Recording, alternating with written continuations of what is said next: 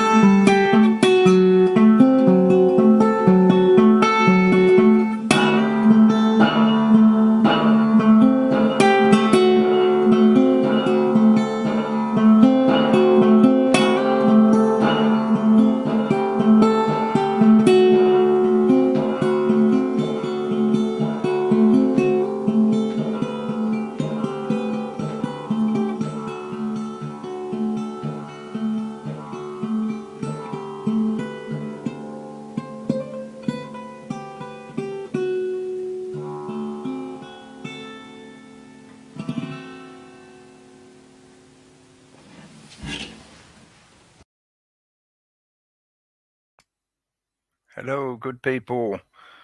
Good evening and welcome to this ice cream social, the first of possibly more. We'll see how things go and how the year pans out. But yes, we're calling it an ice cream social for reasons that will become apparent as we get into it and talk about various things that introductory music I played is a song called Open Step. Open Steps, is it plural? No, The Open Step, which was an original song arrangement from JeffC, who's now sadly no longer with us, but he did leave some amazing creative music and lots of other work with us. And part of what we're going to do tonight is revisit some of that work that he did most recently before his death, and also talk about a lot of the things that are going on, the bigger picture.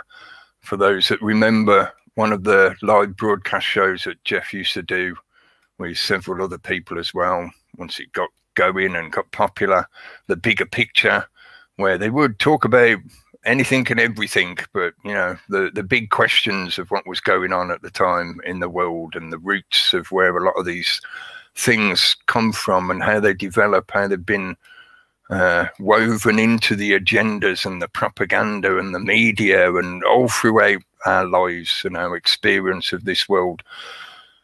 Yes, so here we are. It's an extra broadcast for me on a Tuesday night. Normally I'm only on the Monday night, but yes, wanted to get this organized. Thanks to Camille, Please Stop the Ride, for organizing it, because I'm terribly disorganized. I was quite happy to vicariously hand off that responsibility and let somebody else organize it, but we did eventually get set up and get together and get this organized to get it going. And as I say, hopefully we'll come back and do some more in the future.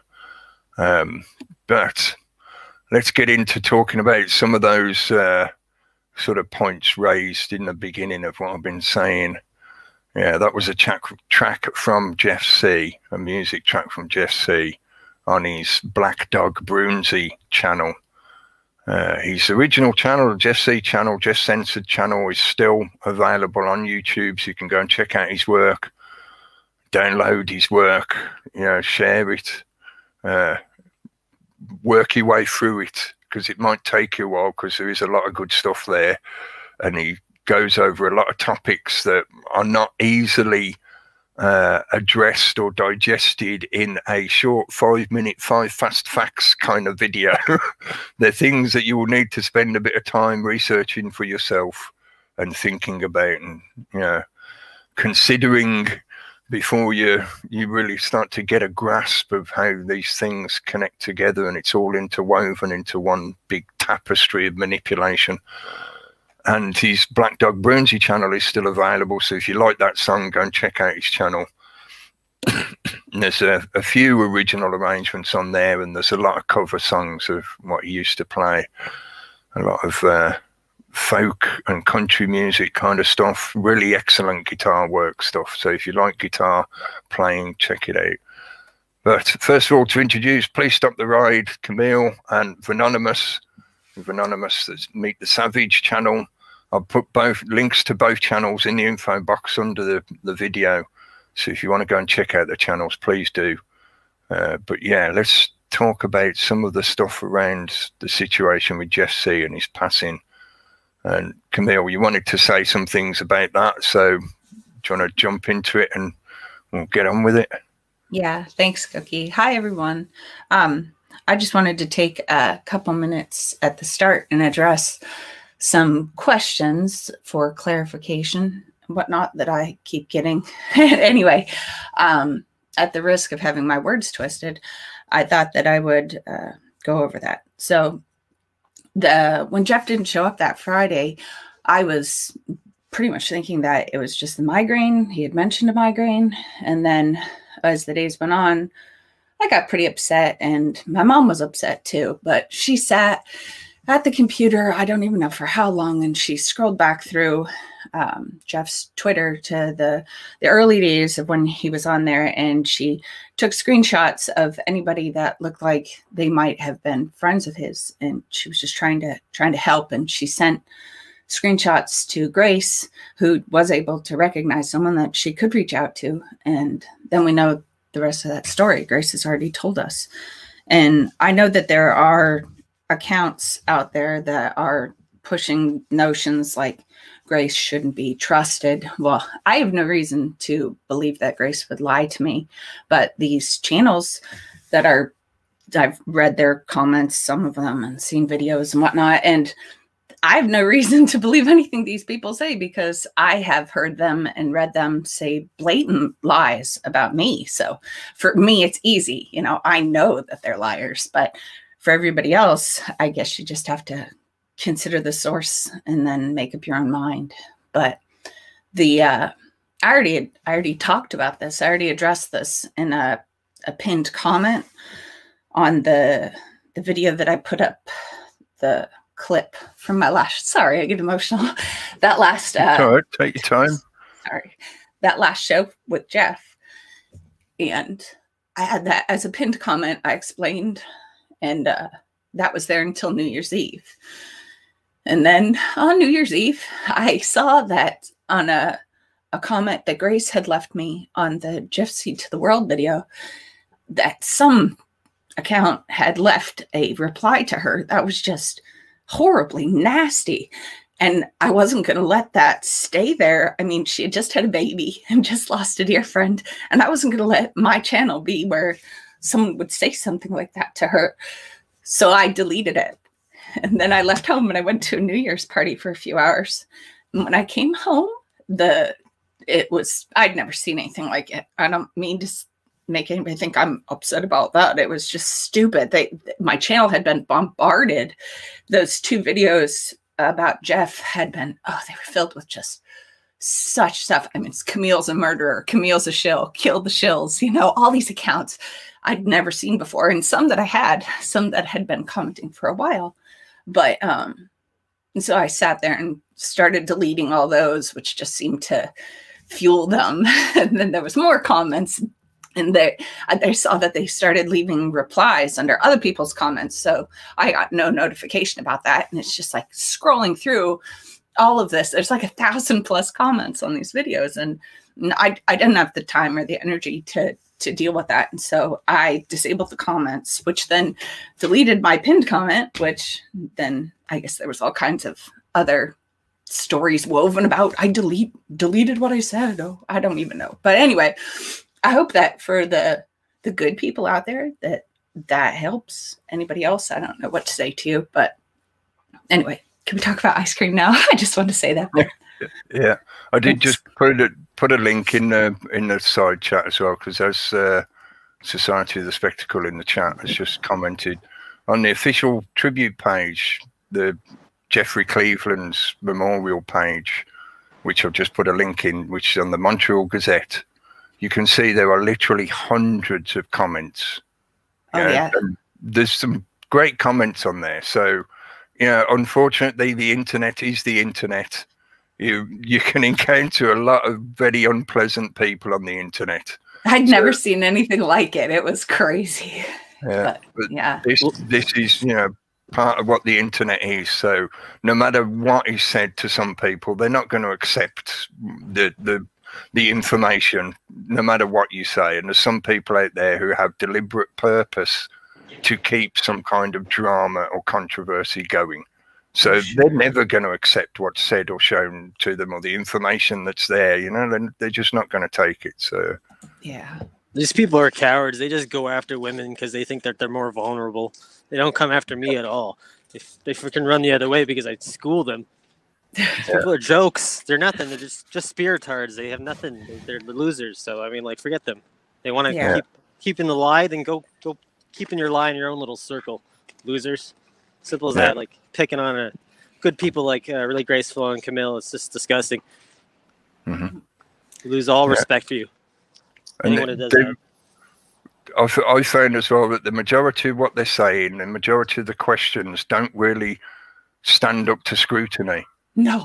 Once you start pursuing those questions, they go nowhere and result in nothing. You know, and there's nothing actionable that can be done. Yes, it would be nice. It would be closure in many ways for people to find out all the details, all the ins and outs of what happened, even if potentially something untoward did happen to him. But there's nothing really we can then progress that information onto. So as far as I'm concerned, I've moved on from the point of, as far as I'm concerned, his health and what happened to him was a knock-on effect of all the shit that we're often talking about. And the ice cream is one of those points, the manipulation of the food industry and the connections into cultural media and some of the ways that linkage is used to manipulate people into unhealthy diets. And when I say diet, I don't just mean the physical things you ingest to fuel your body. It also includes the non-physical things that you are ingesting into your mind, into your spirit. Yeah, and Jeff was aware of all this stuff. So, you know, yes, it would be great to find out, you know, exactly what happened and that kind of thing. But as far as I'm concerned, he put in the effort. Yeah, he's done his work. It's now time for other people to, you know, carry that forward. So let those people who want to keep fixating on it, fixate on it.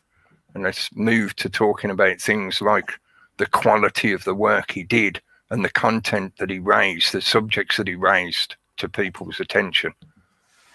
Now, I think a good starting point would be, so if I'll screen share just the image to start things off, because I think this is a good way of sort of introducing the kind of content I'm referring to. And this one particular video really does, you know, act as a great example of what I'm referring to, of how Jeff, he describes it in the video himself as like, I'm falling down the rabbit hole. But this video is an exposition of you watching me fall down the rabbit hole.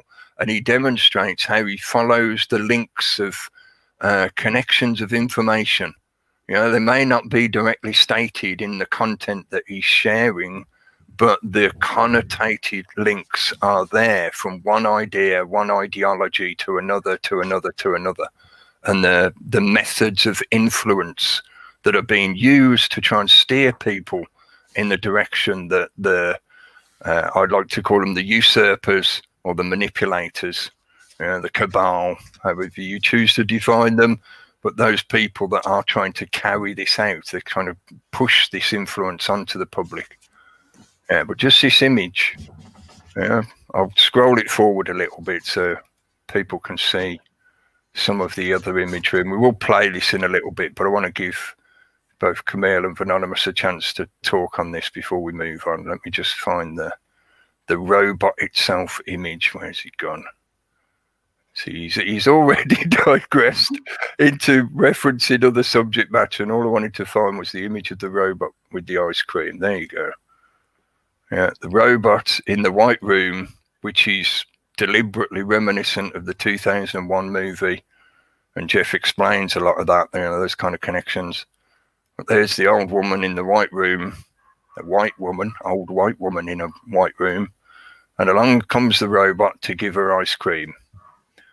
Because in the future, all the people you know have died. That's what the robot tells the old woman. All the people you know are gone, but at least there's ice cream. And this is the kind of psychological manipulation that on the surface may just seem like brand marketing. You know, this is just commercialism, but it's not. There's a lot more subtle undertone to this of influencing the way people think. Yeah, a commercial like this would not make me want to eat that ice cream. No. Completely the opposite for me. Yeah. Like put a bad taste into all the ice cream I've eaten since. Yeah. It's put me off ice cream for a while, certainly. But yeah, I suppose I should explain. This is one of the last few videos that Jeff had on his channel, Jeff Censored. It's called This Will Blow Your Mind. What was the date on it? December 14th. He uploaded this. So yeah, not so long before he was gone. But it's about an hour and 20 minutes long. I'd certainly recommend people watch it. If you're new to his work, it's a good example of the kind of thing, the kind of subject matter that he would cover, and his style of amassing and amalgamating that information and presenting it to the public in his content. So yeah, highly recommend it. I should put a link in the chat as well. But is there anything you want to say before we move a bit further? Were you going to play any of that? I have something I could say on that's the Halo Top brand, right? Or yeah, was that? Yeah. I didn't know in something else that I was looking at that they were the first modern day alternative ice cream to come on the scene in 2012. They said they do all kinds of weird stuff, like put fiber and protein, extra protein in there. Mm-hmm. It does actually. It says it on the packaging, doesn't it? Protein. Yeah. Because protein is good, right? Does anyone know the year of that commercial? I don't. The video that Jeff's referencing in this video, is uploaded 2017. And I'm guessing that's an accurate date to its production.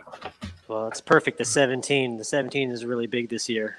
Well, look, it's actually 7/7/2017. Except, yeah, this is something he doesn't. I don't think he notices, or maybe he wasn't aware of, or he might have not remembered. Later on in the video, he gets into explaining some of the connections to the gaming industry, the games market, and one of the games he references is the Halo game, because the latest version of that was due out soon. And you can see it there on the main character that you're obviously meant to play in the game storyline is number 117. Now, a lot of people may not be aware. September, sept actually means 7. So in a calendrical sense, on the calendar, September is actually the 7th month. That's what it used to be in the old calendar before, what's his name? Oh, whatever. I can't remember his name off the top of my head at the moment. Before the calendar was changed and they introduced the extra months in the middle of the year, August and June and whatever, to celebrate the Roman emperors, sept was the 7th month. So when people refer to 9/11, there is another subcode encoded within 9/11, which is 7/11. And 7 is the magic number. In a Kabbalistic sense, 7 has a lot of symbolic reference to the power of magic. And when they say magic, they mean the kind of sorcery of magic, bringing things into existence that shouldn't be, that kind of magic. Manipulating reality around you to get what you want kind of magic. So to me, when they're referencing the 7, there's a lot of those sub-connotations of this is sorcery. What you're witnessing is the encoding, ensorcelment of subtext and symbolism that influences the thinking towards incidents such as 9/11, which Jeff does get into explaining when he references the monolith and the connections to Cubics 2001. Actually, yeah, let's just stop there. Sorry, but do you know the year that game came out? The original. What month? Do you mean the original or that new version? That new version with the 117? No, I don't know. I have no because idea. The UK variant is B117. Right. That's almost late speak as well, isn't it? Like biz. Yeah. So it'd be interesting if that came out the same month. That's what I would like to know, because the vaccine rollout in UK was announced the same day as the variant. Is it like December 8th or something? Yes, I think so. Yeah, same time. Yeah. That's somewhat, I'm thinking that might be some kind of Kabbalistic connection again as well, because the 8 is the infinity. And there's a lot of encoding of that in the cultural media as well, stepping from part of the thing with the 7 as well. 7 is the vector. And when I say vector, that's like in a mathematical sense. It's an indicator that things are rising up into the future. Think as well of this is where it comes from, the Nazi salute. Why is it that they hold their arm out and point it slightly up, inclined upwards? Because it's meant to represent your progress on and upwards into the future. So the 7 is kind of like the magic stepping stone. Think of it as like a springboard in a swimming pool. Yeah? It's meant to be the magic that gives you that spring to leap over infinity, because 8 is like an infinite trap. It is the trap of infinity. Sorry, I'm digressing a lot into very sort of subtle symbology stuff, and we haven't even started getting into things yet. Is there anything else you want to say beyond my rambling? Or do you want me to play this first section? If you'd like. Well, I think I can play the first like several minutes, and it would give a good example of what I'm trying to explain. Yeah. Okay. Yeah.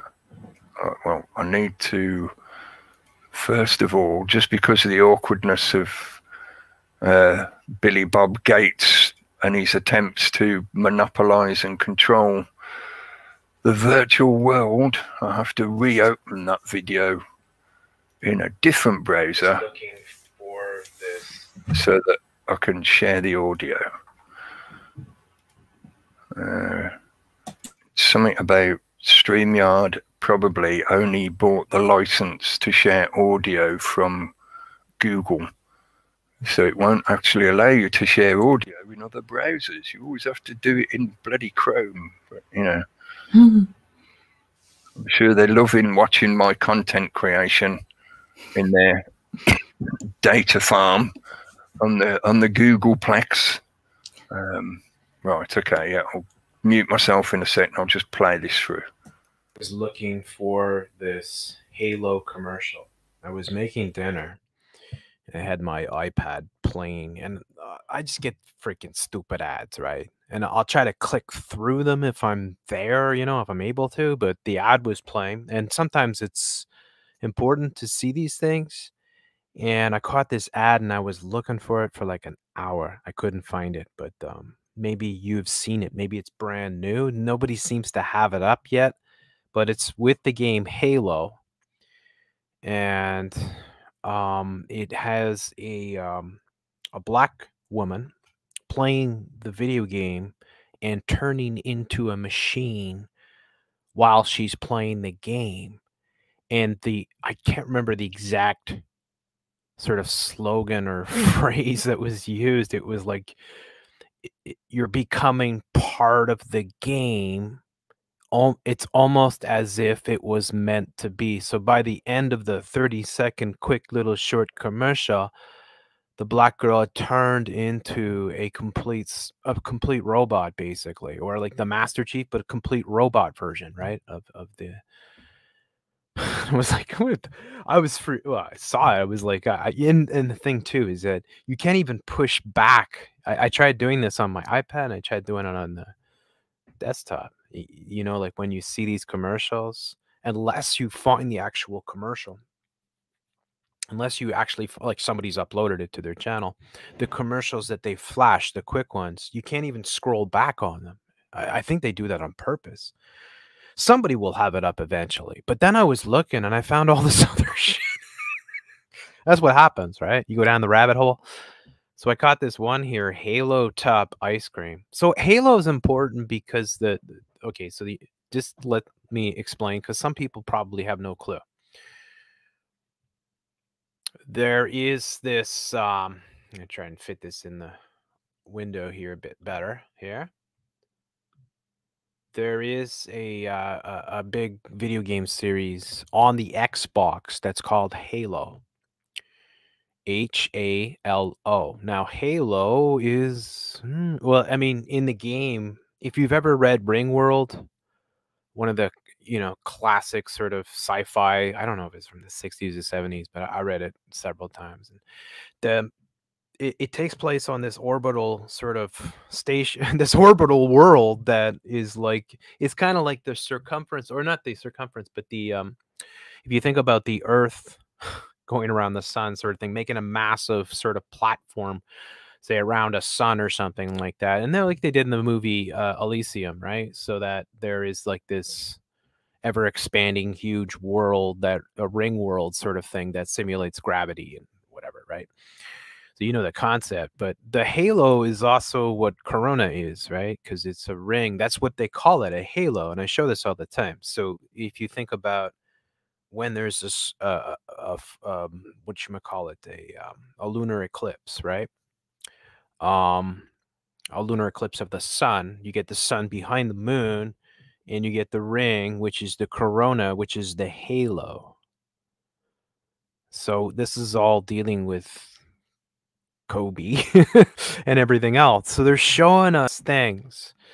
So they're saying from the commercial, it seemed to me, well, I mean, it's pretty evident. And there's other commercials. I'm going to show you another one because I found another one that came out just a week ago. And it's getting a lot of praise, but I'm going to show you, or getting a lot of, it's getting, you know how it works, right? They want the sheeple to see this stuff. The sheep will see it. And then the sheep will have all their, you know, gamer and crap entertainment Hollywood sort of networks that promote it, and everybody sees it, and then everybody has a reaction, and then everybody does a selfie, and then everybody does a reaction video or whatever, trailer reaction or whatever. This is my kind of trailer reaction. But yeah, the theme being that they're turning humans into machines, and they're using video games as one of the methods of accomplishing this, because it's a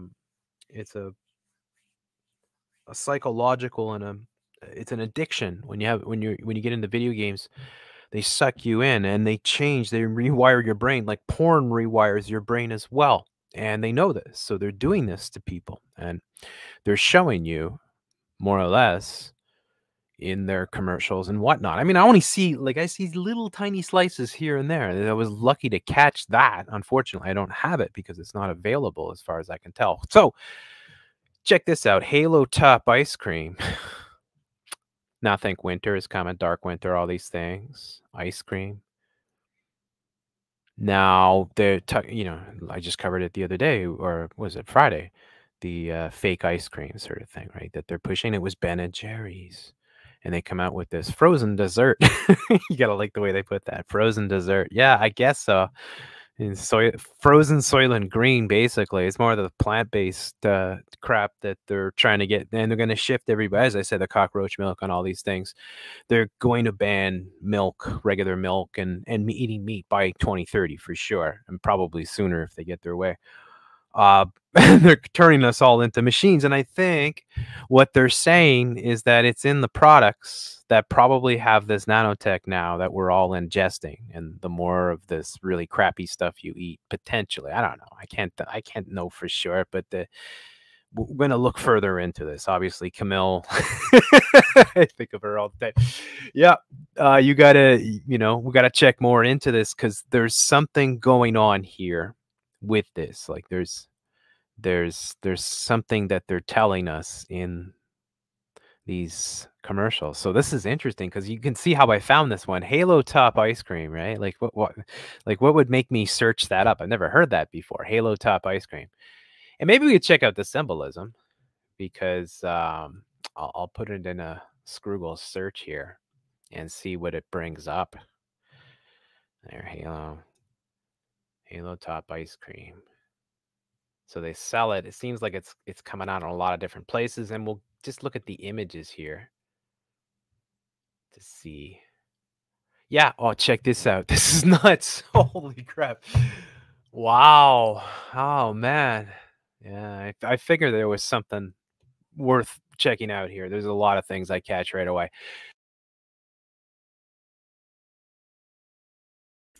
So I thought it was worth stopping there. That's quite a good coverage of a lot of the subjects that appear.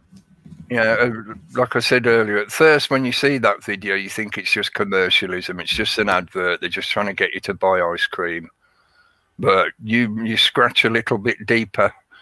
You look a little bit between the lines, and you find there's actually a lot more going on in that than just being an advert for ice cream. At that point, Jeff explained some of the symbolism and the sort of subtle encoding of things that's in the brand style of the tub itself and the product itself, like calling it Halo Top. and the fact that it's got the gold ring, just like a corona, that is part of the, you know, the printing, the honeycomb symbolism. Even the sort of blob of ice cream on the front looks a little bit almost like a cartoon ghost. Yeah, he points out all these elements and the connotations, and then he goes further into, you know, digging down into that rabbit hole. But I see we lost Anonymous. Oh, there he is. He got dropped out, I think. Yeah, sorry. Sometimes that's all right. And just if it does happen again, as long as I notice that you're waiting in the lobby, it's not. Yeah, a it was problem. my fault. I accidentally clicked the video because I was like searching stuff in the background. And, yeah, I got booted. Yeah, that's cool. StreamYard's quite good in that sense. It's usually quite smooth in reconnecting people. So yeah, I want to just quickly show as well before we sort of talk a bit more about that. The image I use for the thumbnail and in the background at the moment. Camille found this one for us online, and I thought it was highly appropriate because the mask in the imagery, you know, it's quite up to date in that sense. Oh. And there's part of the sort of brand sales of this particular product in one of the other adverts that I'm not sure if he actually shows in that video. But there's a scene where it's loads of the robots are trying to push the ice cream onto the old woman. And there's like a voiceover saying, in the future, at least there's still ice cream. Yeah, so it's sort of that attitude of, as the robot says to the woman, yeah, all the people you know are gone. But here, have some ice cream because people need ice cream.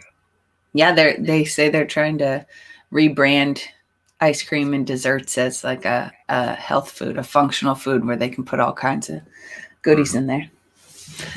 So yeah, because I think you can just make out on that packaging, it says frozen dessert. It doesn't actually say ice cream. And on some of the others, it actually says protein. Yeah, so these are not actually ice cream products. They're something else. There are some weird ones that I've got for us to look at that aren't but that I don't have those links ready yet. Okay, well, just let me know when you, or you know, just put them in the screen share and they'll show up at the bottom of my screen. Oh yeah, I can push that.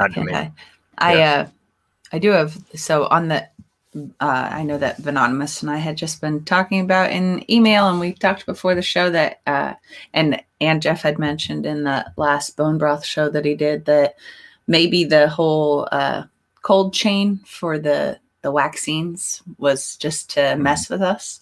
That I know he was concerned that they were putting the things in the ice cream, which I wouldn't doubt. Not necessarily vaccines. I don't know. I have no proof on that, but that they'd put their other little toys in there. But the mRNA has been described as an operating system. Yeah, was that, what's her name? I can't remember. Fitz, I thought said something. Catherine. Yeah, I can't remember either now thinking about it. It's just occurred to me. But they were, they did make effort to explain that when they say that, they didn't mean an operating system like Windows, you know, like a computer operating system. I think they meant it as like it is a platform from which they can build upon in the future. Oh, sure. This is part of the reasoning why they're so desperate to get as many people as possible to have it, because it's putting the foundation of their platform into your biology, so then they can possibly, and this is where you get into that speculation of the content, you know, it means there could be something added to these kind of food products, or, you know, pretend food products, food replacement products, yeah, that will then add on to that foundational framework that is the mRNA, what they're calling a vaccine. Yeah. Oh yeah, they're telling us that they can turn our bodies into the factories, that they can turn their cells into produce whatever code. Yeah, plug it in. It's a software thing. That was a really interesting video that you covered a while ago, talking about the biological factories, the cellular factories that they can generate. That's crazy. I'm working on something too that touches The on little this. espresso machines were, you know, vaccine espresso machines, basically. The little I saw tiny one. manufactories, micro factories or whatever they call them. Yeah. Yeah, the little printers. Yeah. Yeah. Like a 3D printer. You said the and that made me think of I saw an ice cream dispenser that on that Ag Funder News where they're doing like the Keurig cups sort of thing, like for coffee makers, but it's ice cream and there's no cleaning, no touchless, all this stuff. You just pick your pod and it fills up this soft serve. It's weird. Yeah, I saw an article on that, but I when I lost all my data, I lost the links and stuff that I had to that. Oh, I feel you. It hasn't popped up in the news lately, so I don't know. I just didn't go digging for it after that. And apparently you already knew about it, so it's all right. I don't have that link ready though. Either. Part of like the I suppose I could describe it as background noise of the steady flow of censorship is that a lot of links like that are just vanishing from online. Things that you may, like you read an old article that's got hyperlinks in it and you think, oh yeah, I'll check out what they're referencing, and there's just nothing there. It's gone. Yeah. Right. They seem to like talking about their science experiments, the stuff that they want to feed us. Yeah, that what I have there. I don't know if you can read that, but this was let me look at it here. It's a study from 2019 that they were saying it's advances in mRNA vaccines for infectious diseases, but it says, wait, sorry, I don't know how I did that. It says here that currently most vaccines in use, with the exception of some animal ones, need to be transported and stored in an uninterrupted cold chain process. But the mRNA makes it possible. Maybe it was the next one. Yeah, that it's a promising novel platform that's highly flexible, scalable, inexpensive, and cold chain free. So now they're saying that they don't need the cold chain as much, but it's looks like back in 2019, they were already talking about, and I think this involved a GlaxoSmithKline person in this study. No conflicts of interest, of course. Yeah. And no competition. Yeah. It's not allowed. Competition is a sin. I'm wondering as well, though, because there's more of those sort of, I'm going to call them subtle and subliminal, but, you know, obviously they're not to people who have the eyes to see, because this kind of thing stands out to you more than anything most of the time. But there's those kind of connotations that the sort of transportable fridges that they were using, or freezers, I should say, were very cube-like. Yeah. You know, Jeff references that in his video, and TMF covered it as well about the 6 by 6 by 6. Yeah, the actual dimensions of the things are just, you know, that's why I was dubious about using the word subtle, you know, because this kind of stuff is not subtle. It's meant to be in your face if you know about the kind of symbology stuff, you know. So a 6 by 6 by 6 cube that is kept at a very, very low temperature compared to what most people experience in general day-to-day life. You don't encounter temperatures like -70, yeah, and there's that 7 again that was involved in the whole thing. But it does make me more inclined to say that that kind of narrative, that they had to ship this out in those freezer units that just happened to be 6 by 6 by 6, blah, blah, blah, that's not exactly because of a necessity, even though they make the claim that the mRNA, being biological, had a risk of decomposition, therefore the fridges were needed to sustain them, you know, give them kind of like shelf life. But to me, it's more that they're making, again, that connotation reference to what primarily comes out of religious narratives, you know, primarily the Judeo-Christian religion.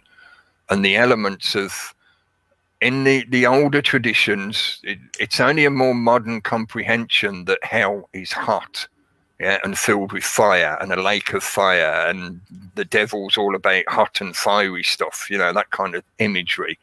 That's a modern, somewhat modern creation. In the older traditions, hell was frozen. It was an icy void. It was nothing but solid ice. Because I feel anyway, I'll try and be quick with my explanation.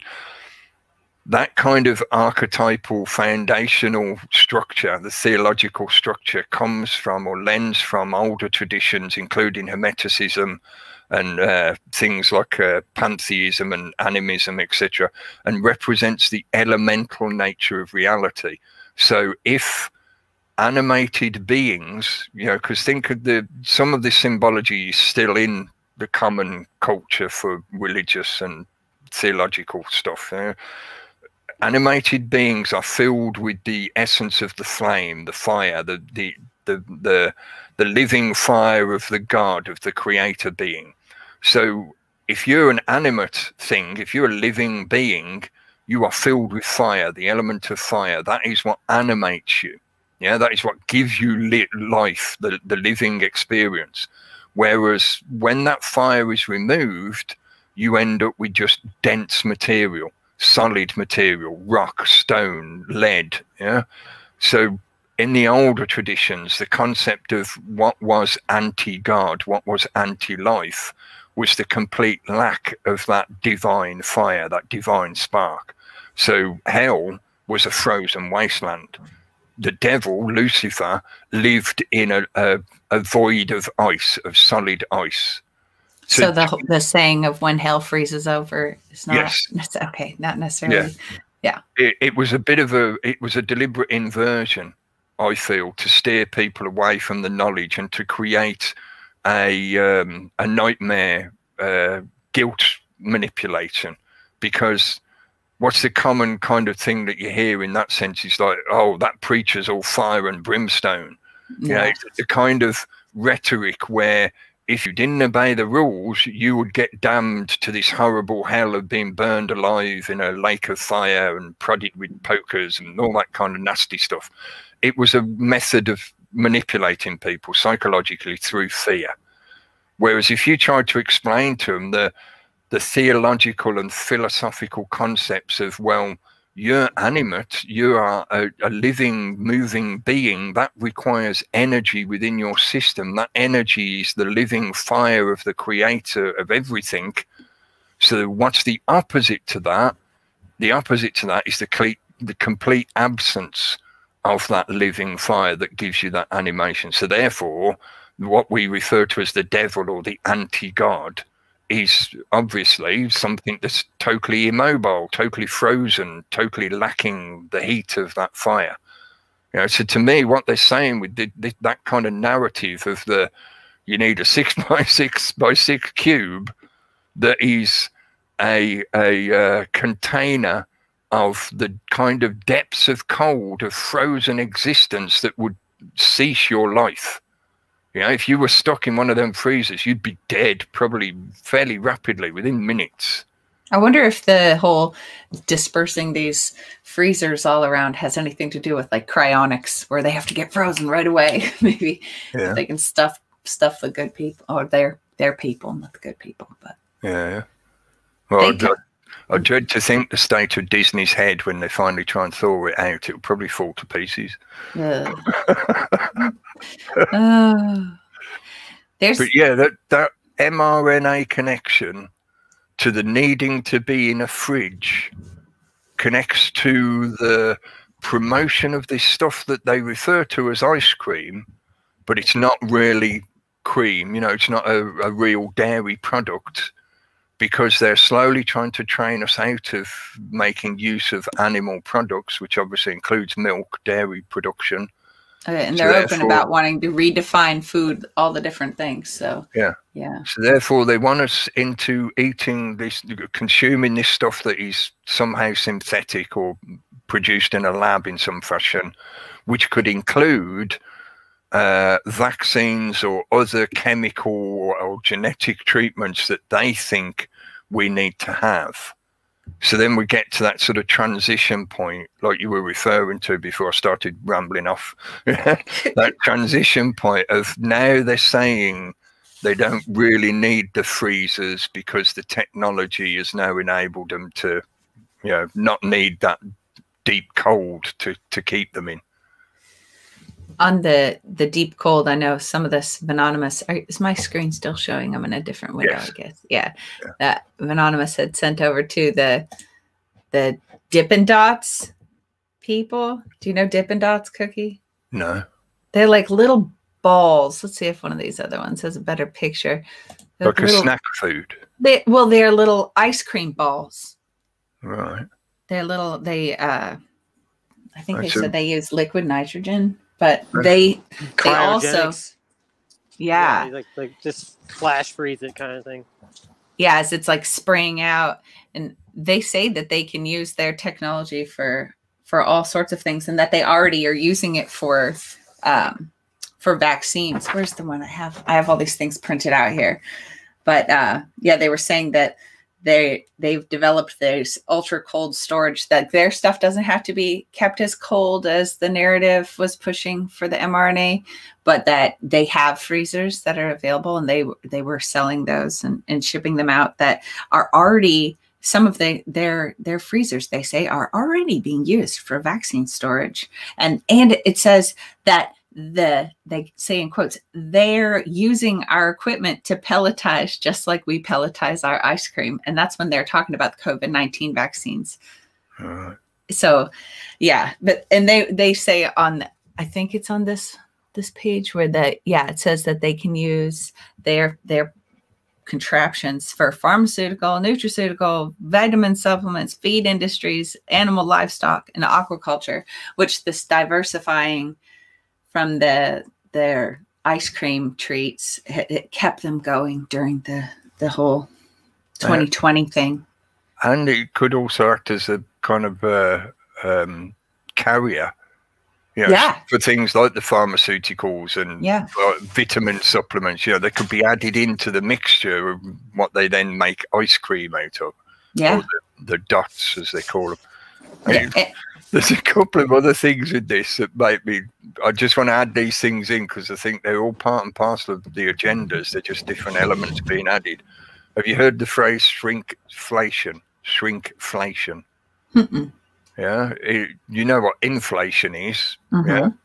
There has been steadily over quite a while now, a decade plus probably at least, maybe more, but a steady progress of shrinkflation, which is where basically they reduce the total quantity within the package that you receive for paying the same price. Oh, okay. So it's a way of hiding inflation in the economic system. So let's say 20 years ago, you used to get 100 grams in the package when you bought it for $1. Now you only get 60 grams in the package when you buy it, but it's still $1. So therefore, that's actually inflation, but you've been tricked into not noticing the inflation because they didn't add more money to the cost. Instead, they removed some of the content. Yeah. And in that kind of fashion, and this is where there's other connotations into a subject I'll just refer to as the flirth. And people who regularly listen to Jeff will know what I mean when I say the flirth. This is a flirth element because their very machinery demonstrates how nature will resolve to the sphere. Within this reality, the way this reality works, the most efficient shape in reality is a sphere. So when you project liquids out of a machine like that, what do you end up with? Spheres, little tiny spheres that they call Dippin Dots. But in doing that process, they are reducing the amount of content they're giving you in the packaging. So you think you're buying a tub of ice cream, and what you're actually buying is slightly less than the size of the content because these things are little circular dots. No. These are the little tricksy ways that the agenda is woven in to affect various elements. That's more about economy and hiding the dilution of our food resources. There's other funny things with Dippin Dots. I know Anonymous had pointed out that the guy that started it, who's not the guy that owns it now, right? Was it that Anonymous is the microbiologist, right? That he's a microbiologist. He was using cryo. Go ahead. Oh, he was using it initially for animal feed to make for farm animals. Yeah, that's very lovely. Interesting. Yeah. And that it was sorry, go ahead. It was 33 years ago, right? That they started. I was just about to say that. Yeah, exactly. Yeah. The company's now 33 years old. And I guess I don't have this link here either, but I saw in August of 2019, they opened a new $3.3 million manufacturing facility to make the side products. Another thing they do is they're big on the plant-based meat. They make the little fat balls to include in to make them yummy, juicy. Yeah. I wonder if Billy Bob or one of his subsidiaries has some investments in that company. I didn't look. I should have. Yeah. The one I had the other company name here. Yeah. Before you move on to another link or tab, can we please have a link for the one you showed first, the NCBI link? Yes. Taz was asking for it in the chat because she likes collecting the links for the documents. I appreciate that. We can share them around on other broadcasts and other platforms and that. If you put it in the private chat in here, and then I can put it into the main chat room for everyone. Cool. Thank you. Yeah. Okay. And I'll try to collect all the ones too, and I'll put them together. They'll be on the website, linked to my website, linked to this show. Cool. Good stuff. Thank you. Yeah, they do all kinds of stuff. Yeah, with their probiotics too. The probiotics. That's a crazy thing because your gut's really important. Yeah. We know that's definitely under attack. First, they killed off all your natural life in there with the glyphosate and everything. I'm not that knowledgeable in terms of the biology, but isn't the immune system keyed to gut bacteria? Oh yeah, and your mental health. Yeah. That's what I'm thinking. Is like if they affect the gut bacteria, they are going to create a knock-on effect to the immune system as well, and as you say, people's mental health as well, obviously. Oh yeah, and they're repopulating everybody's guts with this like man-made life and these tinker toys. Like it's crazy. I need to put together a better video about it because the other video where I mentioned it was leaning heavily on my friend Jules' channel, which YouTube deleted because she had all kinds of deep dives into like the Bacillus subtilis and things that comes up in ice cream again later. I have a link for that too.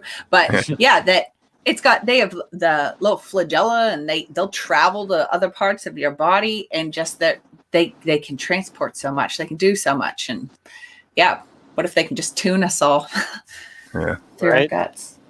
Because your vagus nerve, right? They say that reaches all through you. I've got notions that it's been suggested to me by a friend that, there's nothing wrong with me, and I wear those gizmos, but that it even goes to your wrist. They said your vagus nerve. So what if I know there's that one company, I think it's called Sensate. It's like a medallion or a thing that you lay on your chest, and it is to tone your vagus nerve and to calm you and soothe you. So what if they can get you anywhere else that you're putting those things? And that's what they said, that Poppy Crumb said about wearing the wireless earbuds, that they can affect your vagus nerve. So. Yeah. This is why I've been ranting and shouting about the kind of EMF connection to those things for years now, because I know a lot of what they'll actually admit is only now in more recent years starting to come forward because they feel they've normalized the public enough to accept this kind of stuff, like the increasing of the frequencies to 5G and all that kind of stuff. But that element of being able to affect your biology and the frequencies that are part of your biology from a distance. So rather than you needing to have that device on your chest, to affect your vagus nerve, instead, they can do it through tones emitted by your smart devices. And those tones will probably be sub-audible. Like I can't remember her name, the woman you were referencing earlier. Jules? I think so. Maybe. The way she was describing it, they can affect your biology through influencing the frequencies that are part of your biology. Oh, sure. Even if it just trips the trigger on the little Tinker Toys that they've gotten inside of you to make them turn on and start doing things, because we're a chemical cascade. You know, it's a whole big thing to be messing with. It's pretty crazy. Yeah. And that links us back to the vaccine element of why is Billy Bob so interested in those microdots and that kind of concept of how to apply vaccinations. It's because that thing can be done at a distance by remote control, basically. Yeah. In the book, Do Androids Dream of Electric Sheep, they have this device that basically you can dial up how you want to feel. Mm-hmm. The Penfield. Is it Penfield or Penfold organ? Yeah, something like that. Yeah. And, you can literally. Sorry, there's noise coming up. That's all right. I know you no noise. I literally had to run around the whole freaking place just to find places where it's quiet. But you dial up your feelings because the machine controls your feelings, how you want to feel. It's just, I think that's something that they're working on for sure. Mm-hmm. And tying the ice cream into books, I'm rereading Brave New World again, and I saw the ice cream Soma. It's a delicious treat. Yeah.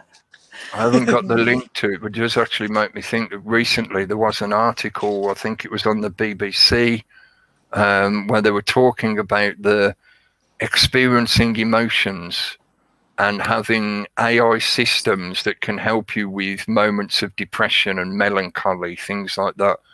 And they were promoting it almost in a way of like, it's another experience. Yeah, and that's exactly what Philip K. Dick was referring to in that book, with the Penfield organ. You know, so what if it's the sense of sadness or depression or anxiety? It's still an experience. At least you're actually feeling something, And it was very creepy, the article. I'm pretty sure it was on the BBC. And it was that kind of element of, even though they were offering supposed help with those kind of mental problems or mental distress, at the same time, classic BBC manipulation, at the same time they were promoting it. They were almost saying, while you're stuck at home in lockdown, at least you can go online and enjoy the roller coaster ride sensation of being sad and depressed and all that kind of stuff. It's creepy, horrible. Yeah. Do you guys remember, it was earlier last year, an article came out by a bioethicist that was talking about how we need to drug everyone so that they accept the vaccines and all the measures? Is that Julian Sovalescu or whatever? I know. Oh, I can't remember. I'm bad with names. Yeah, I think that was him. He's a big fan of fluoride too. Yeah, and he wants to put lithium in the water too. Or maybe that's not him. Maybe he's another one. Maybe, but the guy, what if they want to do ice cream? Oh, sure. Oh, sure. Or any food for that matter. All the food. It is a lot. And I'd refer back to Jeff's video here again as well about how the way they're presenting it is like, we're taking you into a transhumanist technocracy nightmare of a future, but at least you got ice cream. Yeah. Because we know that flavor sensation that people experience when they eat ice cream, it's a pleasure connected to your physical body, your physical senses. So they're really sort of subtly pointing at the concept of you are just an animal tied to your senses. And how they're really tricking your senses, the bitter blockers and all the stuff that they have to put in there for this plant-based stuff because it tastes so bad. And the way it's becoming in this modern incarnation of it, this stuff that's not really ice cream because it's not really a dairy product. So therefore, it's already synthetic in some fashion. So what difference does it make if the flavor itself is synthetic? Or, as I think Scott Webb pointed out in the chat earlier, they include things like excitotoxins. Mm-hmm. So it could be nasty, nasty stuff, but to you, when you taste it, it's the most fantastic thing you've ever eaten. So of course you're going to eat it. And in that sense, the reason I bring this up is, you know, working from what Anonymous mentioned, you know, this is the version of Soma. You know, the way Orwell presented the concept and the way others have presented the concept in other storylines. You know?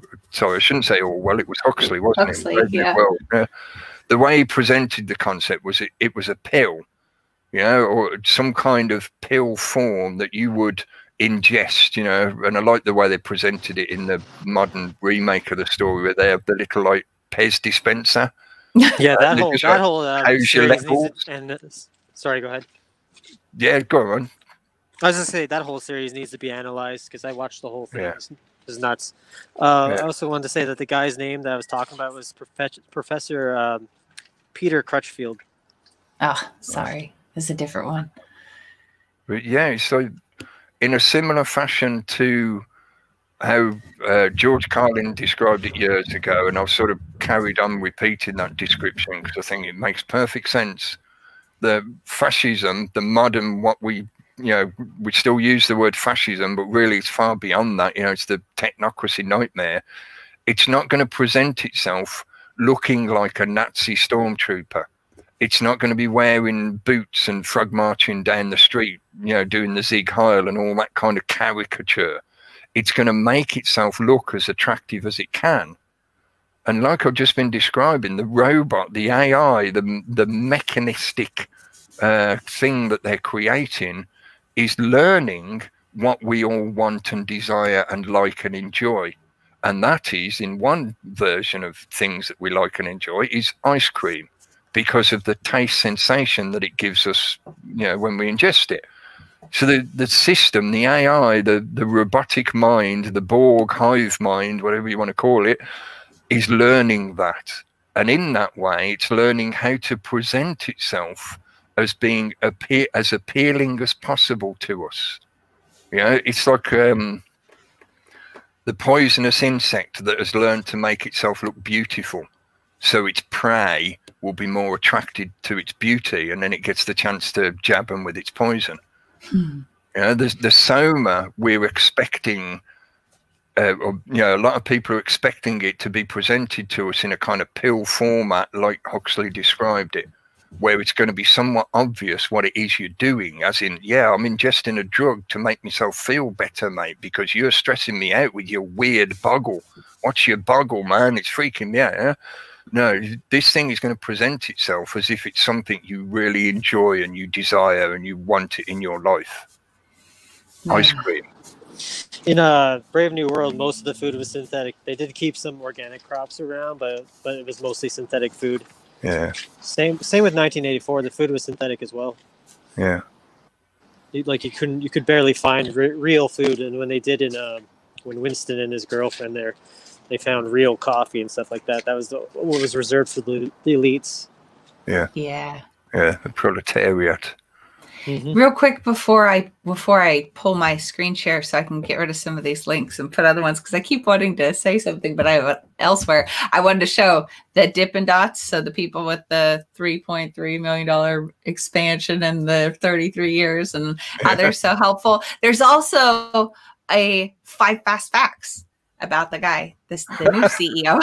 So that was a bit premonition of me then earlier. Yeah, 5 fast facts. Yeah. It's just something that's annoyed me about modern media culture is this kind of stuff. It's like, don't bother spending any time having any comprehension of the subject matter you're looking at. No, just learn these 5 things to repeat, you know, to make yourself seem clever or whatever. Yeah, sorry, I'm ranting again. No, you're good. I don't know if I'm going to stop the screen. There's other things that I have here that I could show before, just that ice cream tested positive for COVID. I'm sure that's no shock. This was in January. This one came out, but they were talking about it was last year in March. Anyway, and I want to show too this weird site, and I can put the links over there for Taz. They're talking the flavors of a COVID-19 vaccine, and it's weird. It's like they're talking ice creamy about all the walking down the ice corridor. I'm usually paralyzed by choice. There are so many different flavors and brands and cartons, but they're talking about the different types of shots. Anyway, I thought that That's was just weird. sick. What a sick Yeah. way to talk about it. It's Oh, the variety. Yay. it's marketing techniques again, though, isn't it? It's like here in the UK, they've maybe not in a very direct fashion, but they have deliberately put out messaging from the government as well as like the actual commercial brands and whatever. They put out messaging to give the kind of impression that the vaccine may be scarce. You know, they've used that kind of marketing methodology to try and make people desire the vaccine for one reason or another. Yeah? And then the cold chain aspect, I can't tell you how many articles, oh, this was thawed and we had to get people here to get this in their arms, and 1,500 people showed up and lined up so that they could hurry up and get it before it went bad.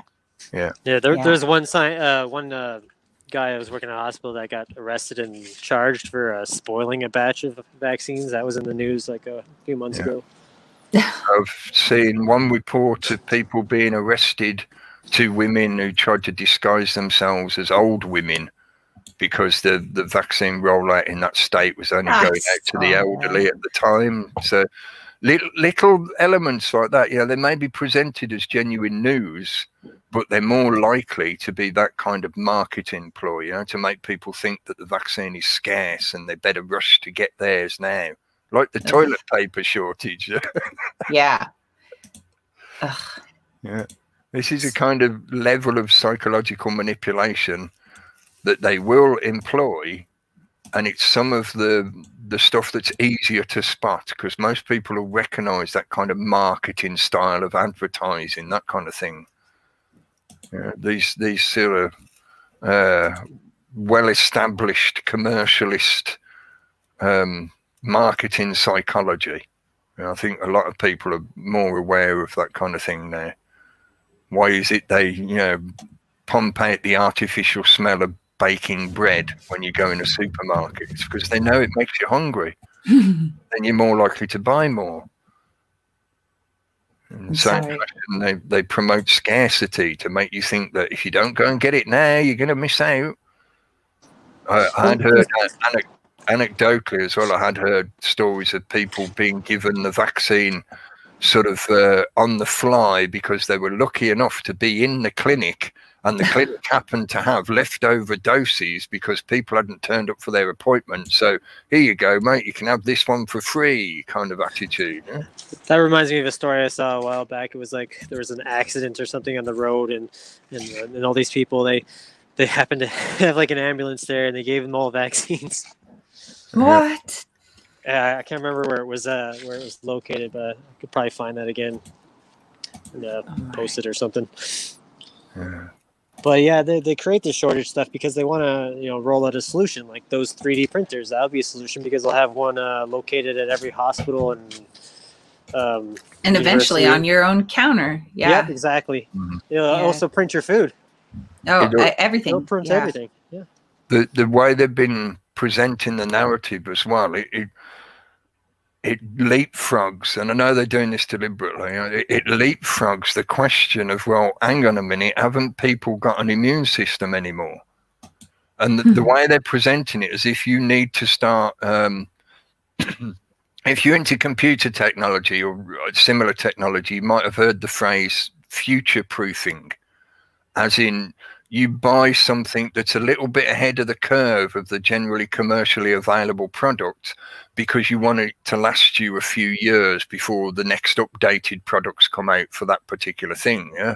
So, for example, computers, you might buy yourself a computer that's a little bit more expensive because that way it will be still relevant and operating even in 5, 6, 7 years time when Microsoft has updated everything again and again and again such that your old computer can't cope anymore. Yeah, I think they're sort of working from the premise that they want the general populace to forget the reality that you naturally have an immune system. And instead, this is the transhumanist element coming in. Yeah? Instead, they want you to accept this new normal where people rely on a little machine on their counter, like you say, like a little 3D printer on their counter. They go, oh, I've just seen on the news media feeds that there's a new variant spreading through my geographical area, whatever country you live in. Yeah, so I better dial up the latest updated required vaccine out of my machine, and I ingest that one today. Yeah. Oh yeah.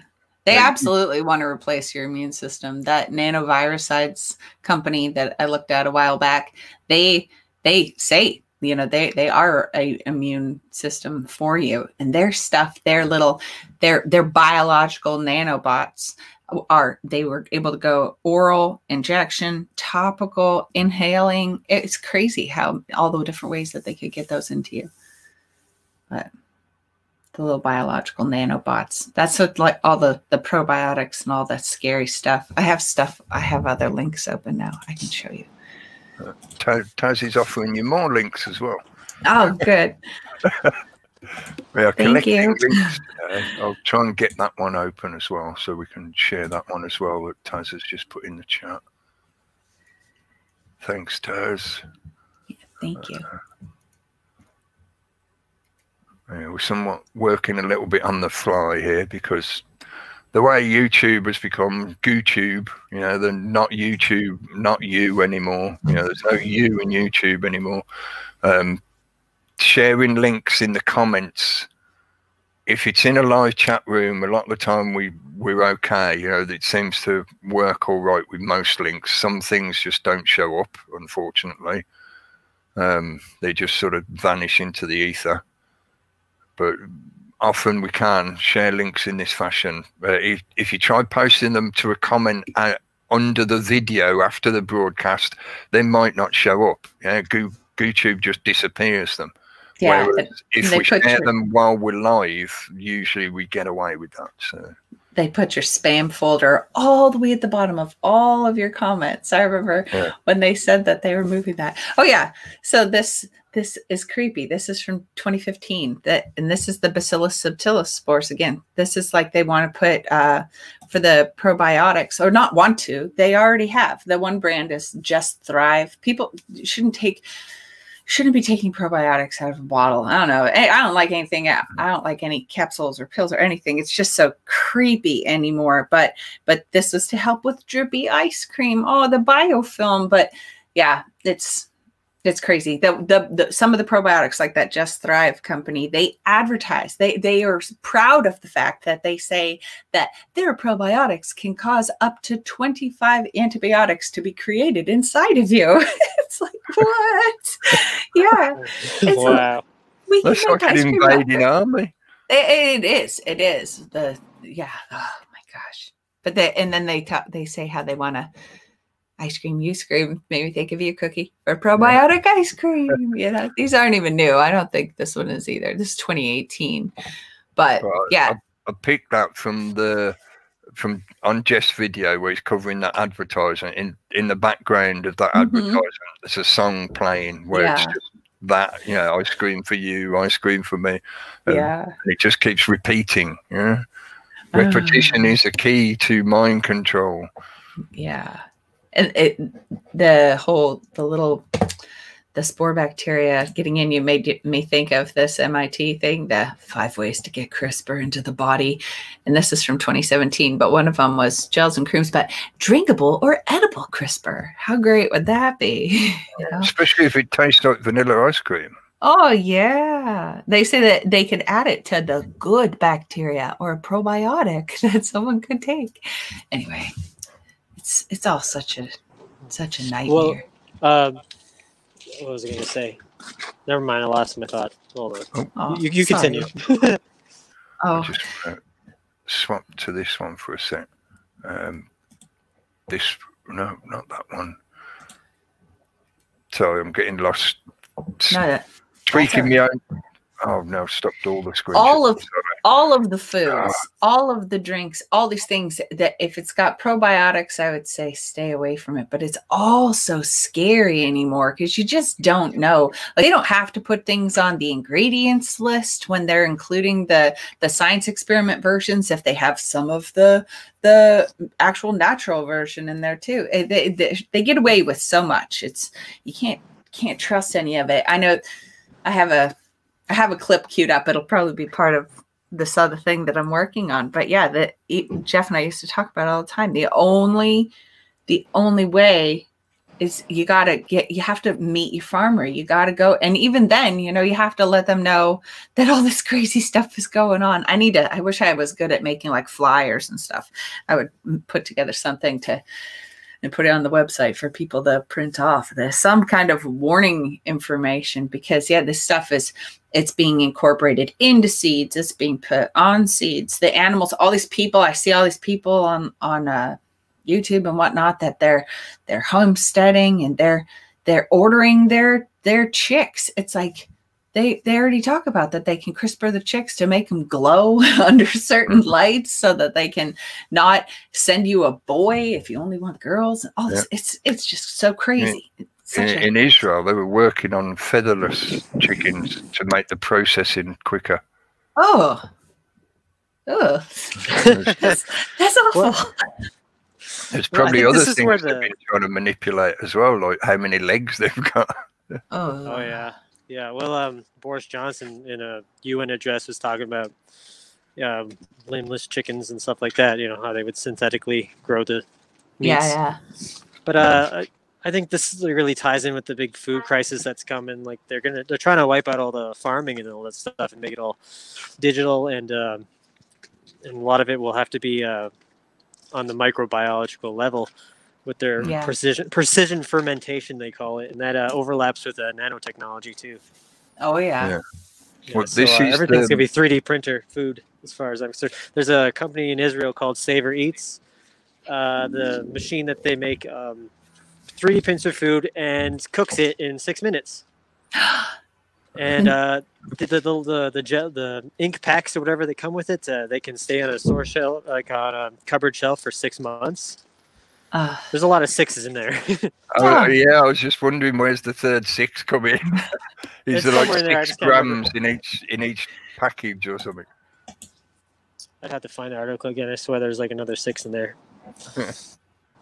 This was the link that Taz had shared on PubMed. Highly photoresponsive CNO nanorod-based photo detector for operation in the visible spectral range. So I'm guessing this is connected to the luciferase, the microdot concept system, where they want to be able to read the relevant contents about your information straight from your biology. If it contains this nanorod stuff. I was just quickly skimming through the abstract. Another thing on the marking people, like not necessarily the luciferase stuff, which I did see mentioned in a Defense News article. I always wonder, I was like, could that really be real? Yeah, even they're talking about it there. But the spore bacteria sorry to always keep going back to the spore bacteria, but this stuff that they want to get in us, they're also the barcoding of all of the produce, how they want to put it on your tomato to know where your tomato was grown and where it went and when it's boiled and everything about it. There's an article that I don't have ready that is talking about how they wanted farmers to be able to label every leaf of lettuce that they're growing, every leaf of lettuce, and how they do it is to wash off the produce with water that contains Bacillus subtilis spores that have been tagged. And so that these spores, once they're on there, you can boil it, microwave it, fry it, everything, and it will not destroy these. And then what if you're eating that then, and it's going to pick something up from you possibly, and just to be able to tack and tag. Yeah, or track and tag, tack and tag. Is that link? Sorry, is that linked with the IBM blockchain thing? Oh yeah, it would be just same thing. Jeff covered that a couple of years ago. I believe he was like the first that I've seen that had like talked about the IBM blockchain. Yeah. I mean, I don't know necessarily if they're looking to use the bacillus spores too, but I know that that's one way that they're talking about being able to do that exact thing. Yeah. It's another element where they're putting their copyrighted labels into you. You know, they want to be able to track, because this is something that I think is just sort of taken as a given. Again, it's one of them things that they just leapfrog over. They don't want people to question this kind of thing. You know, but you will become a walking container of corporate copyrighted material. And then the questions begin of like, well, how much is actually you and how much is their ownership? Do they own you because their copyrighted material has been added to your biology, to your DNA? Because the RNA can affect your DNA, therefore it can become part of you. So which is you and which is their corporate product? And if they've killed off all the natural life inside of you and replaced it with their creations, yeah. I think that's right. That's why, like, I've tried to explain how I feel that the concept of the injected tracking chip, you know, it's been around for a long time. You know, I've been on this thread for nearly 3 decades about this idea of them injecting a tracking chip into you and things like that. They don't really need to. No. And that concept is used as like a nightmare over the horizon that they use as a stick to steer the public with, the public's thinking. And one of the things they steer people away from by using that concept is, for one thing, you are already tracked and traced if you're walking around with a smart device in your hand. Yeah, that is the chip. It's just that it's outside of your body at the moment. But the most likely way that they will introduce that kind of tracking technology is through this kind of biotech. So you walk through a detector, and the detector will literally list all the labels of the brand corporate stuff that you've got in you. So, you know, if you're predominantly Johnson & Johnson or you're predominantly AstraZeneca, yeah, whatever the particular corporation is that's produced that particular genetic thing, that nano thing that's in you, that's what they detect and that's what they're tracking.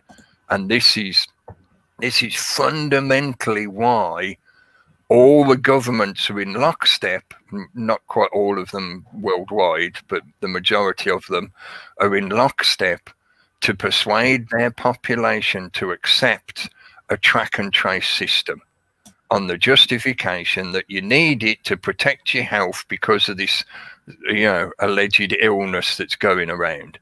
So this is exactly why they want that track and trace system in place, so they can monitor your biological content and how that affects you. Oh, and that's part of the personalized medicine. You know, they're selling that as a great thing. Yeah, that they've got to. And it does absolutely tie into that blockchain, the Internet of Things or the Internet of Bodies. You know, it's all keyed into that.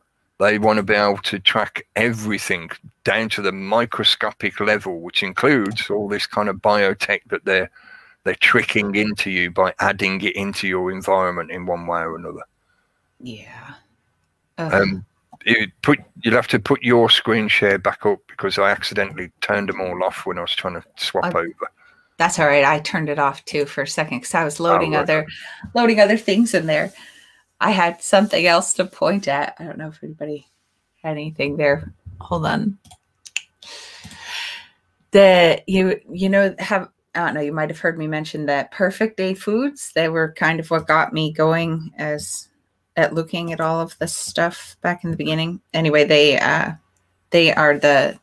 would advertise as that being the molecular equivalent. Like they put the genes for the dairy in yeast cells and brew it up, and they call it like dairy identical. Anyway, they launched their ice cream, their label, I think last year. But anyway, now they say it's in over 5,000 stores. And I thought the name was pretty funny. I don't know. I have it there ready for you, Cookie. All right. So it's a brave robot. I thought that was fun. Yeah. There's another one of the oxymorons that they love to put out there. Yeah. Yeah. A robot cannot be brave by the definition of the word robot, and if you look into the origins of where the word comes from, I suppose if you look at the original Polish, you could claim that what they're referring to is the brave slave, because the word originally comes from a word to represent somebody who is enslaved to somebody else's will. So they're almost like an automaton or a golem in other ways of defining the concept. They have no free will of their own. They're just acting as a flesh puppet for whoever is telling them what to do. And what if they have their biological nanobots as part of what's created with these proteins and whatever? Because these guys aren't they wouldn't just be turning you into the robot with their brave robot. The Perfect Day people, they have launched. Oh, why is it not showed up there? They've launched now with other names. There's the Smitten they've partnered with to provide their dairy identical. This Nix company and one in Hong Kong. They're spreading out. Yeah. I know this might be a little bit pedantic. It's just me doing my pedantic kind of thing. The Smitten smitten is a derivative of smite, and to smite someone or something is to do it serious damage. Yeah. The idea when you smite something, you are in effect destroying it with your mighty blow. So to call it smitten ice cream, it's like, this is the ice cream that's going to destroy you. Yeah. These guys, the Knicks, this is some weird stuff because they do like 100 calorie. They call it the better for you, But they say in here that they use in their ice creams, they feature this EPOG foods fat replacing ingredient, EPG, which is rapeseed oil based fat substitute that can reduce fat calories by 92% because the oil cannot be absorbed by your body.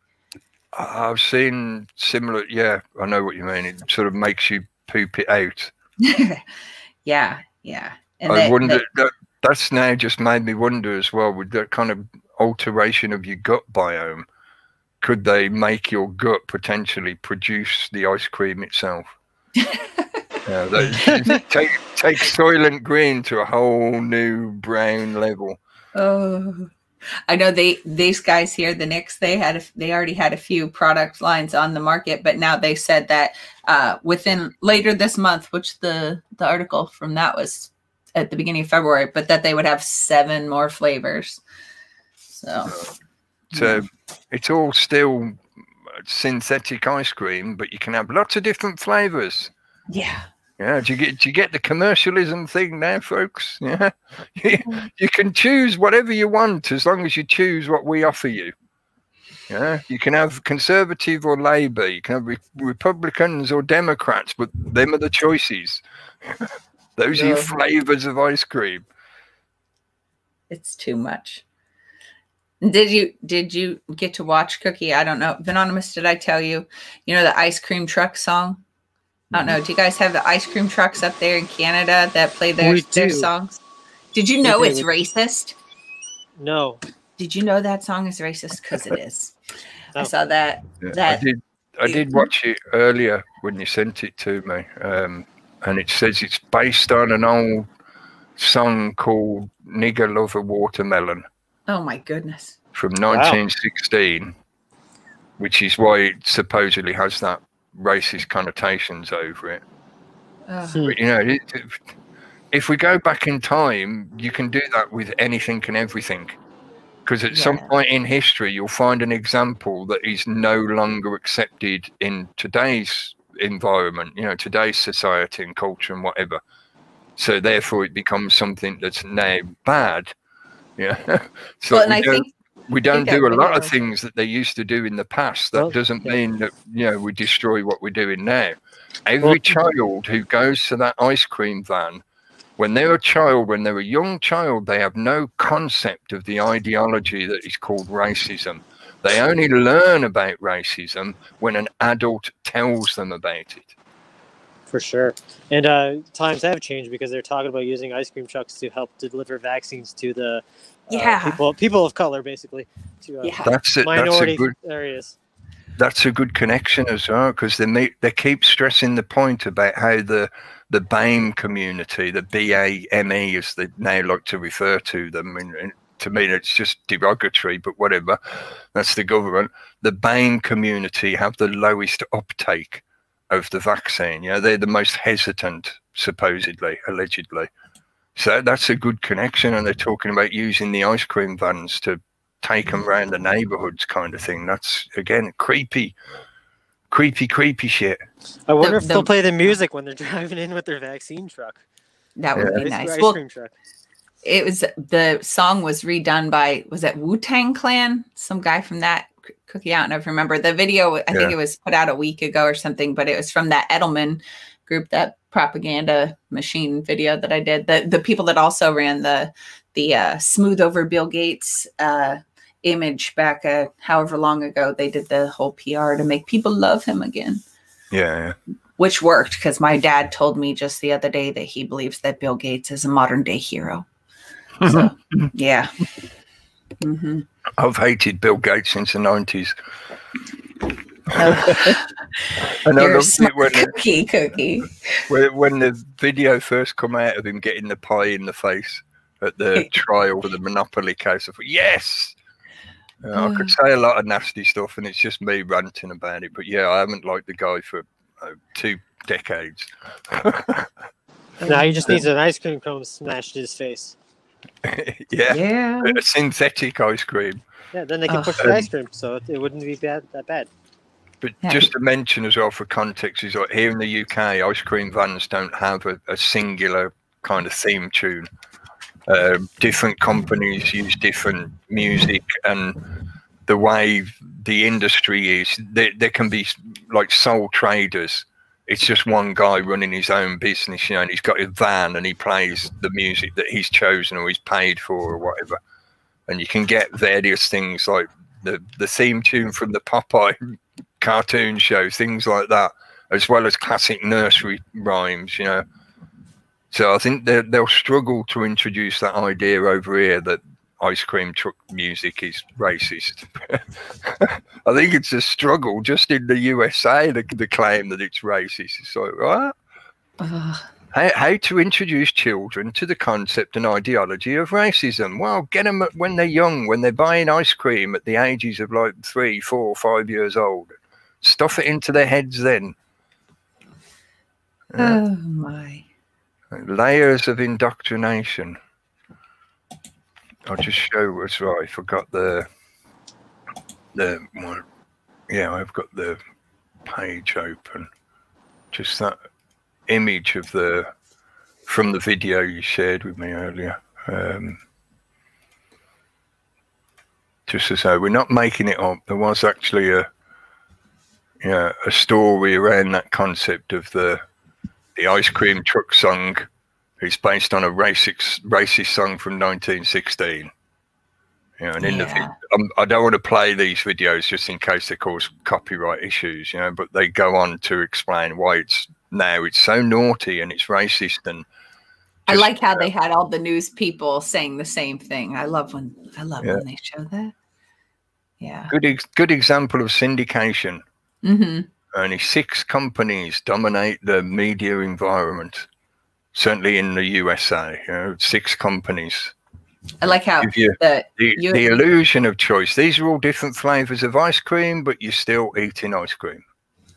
The local paper in my town has now been gobbled up by USA Today, and they've slowly been shifting it over to look USA Today format. They're great. The other one you shared as well, I think. Yeah, the little babies thing. That's another one of the little babies. Now it's crazy. And at the end, there's like a tongue. They're like, we love licking you or whatever. And it's this big tongue comes in to lick him. And I did see that was attached to, back in the day, the Pizzagate stuff, the little baby's ice cream, which how could it not be? Yeah. Subtle coding and what do they call it? Like a hidden language messaging, you know, sending secret messages through the symbology they're using. But the one thing I wanted to show about this is that kind of infinity connection again. Yeah. That they demonstrate to do with, well, you're trapped in this technocratic nightmare, but at least you got ice cream. Yeah. But, you know, we're actually licking the content out of your brain. There you go. You see the big tongue comes on the screen. Because if you noticed in the earlier imagery, part of her head is missing. Yeah. Because her brain has been removed. So you think that's a girl? Yeah. Judging Really? judging by the shape of the face, the cheekbones, the curve of the shoulder, the wrists, the hands. There's lots of... Check out the trending page on YouTube. There's some very feminine looking boys. No, just kidding. Well, yeah. With all the estrogen in the environment now, yes, there is. But these are usually common biological traits of the female form. You know, men are much more angular on the collarbone. They have wider wrist bones. They have chunkier hands in general. Freaky, no matter what. It's really creepy. I don't like this person's face. I don't like it. But to me, it reminded me. I'm gonna have to agree with you on that. Yeah. It just reminded me of some of the subtle undertones that Jeff was pointing out in his sort of dismantling of this advertisement. Yeah, in their one, they're still making the same connotations. One, it's that infinity, the number 8 again. You know, the kind of transhumanism, eternity that they want to trap people into by virtualizing their existence. But in doing so, she has to have her brain removed. Yeah, so her sense of self, her ability to cognate for herself, all those kind of things gone. No, there's just physical sensation of enjoying eating ice cream. You don't need anything beyond the physical. This is a constant thing that they try to push people back down in a, you know, I'm not suggesting Darwin was 100% correct, but push you back down that evolutionary tree. You are nothing but an animal. What you think does not matter. Just what you consume matters. Yeah, what gives you sensation, physical senses, and the trap of the flesh, that kind of connotation. Yeah, and Jeff references these kind of connections in the video where he's pointing the same thing out. Yeah? The woman is trapped in a virtual white void hell where there is no one else. There's just a robot who constantly turns up to stuff ice cream in her face. The whole Space Odyssey theme is very important here because when those monoliths were coming out, I think the main point of the monolith things was not just the symbolism of evolution, but it wanted to point everyone to watch that movie again, the Space Odyssey, 2001 Space Odyssey.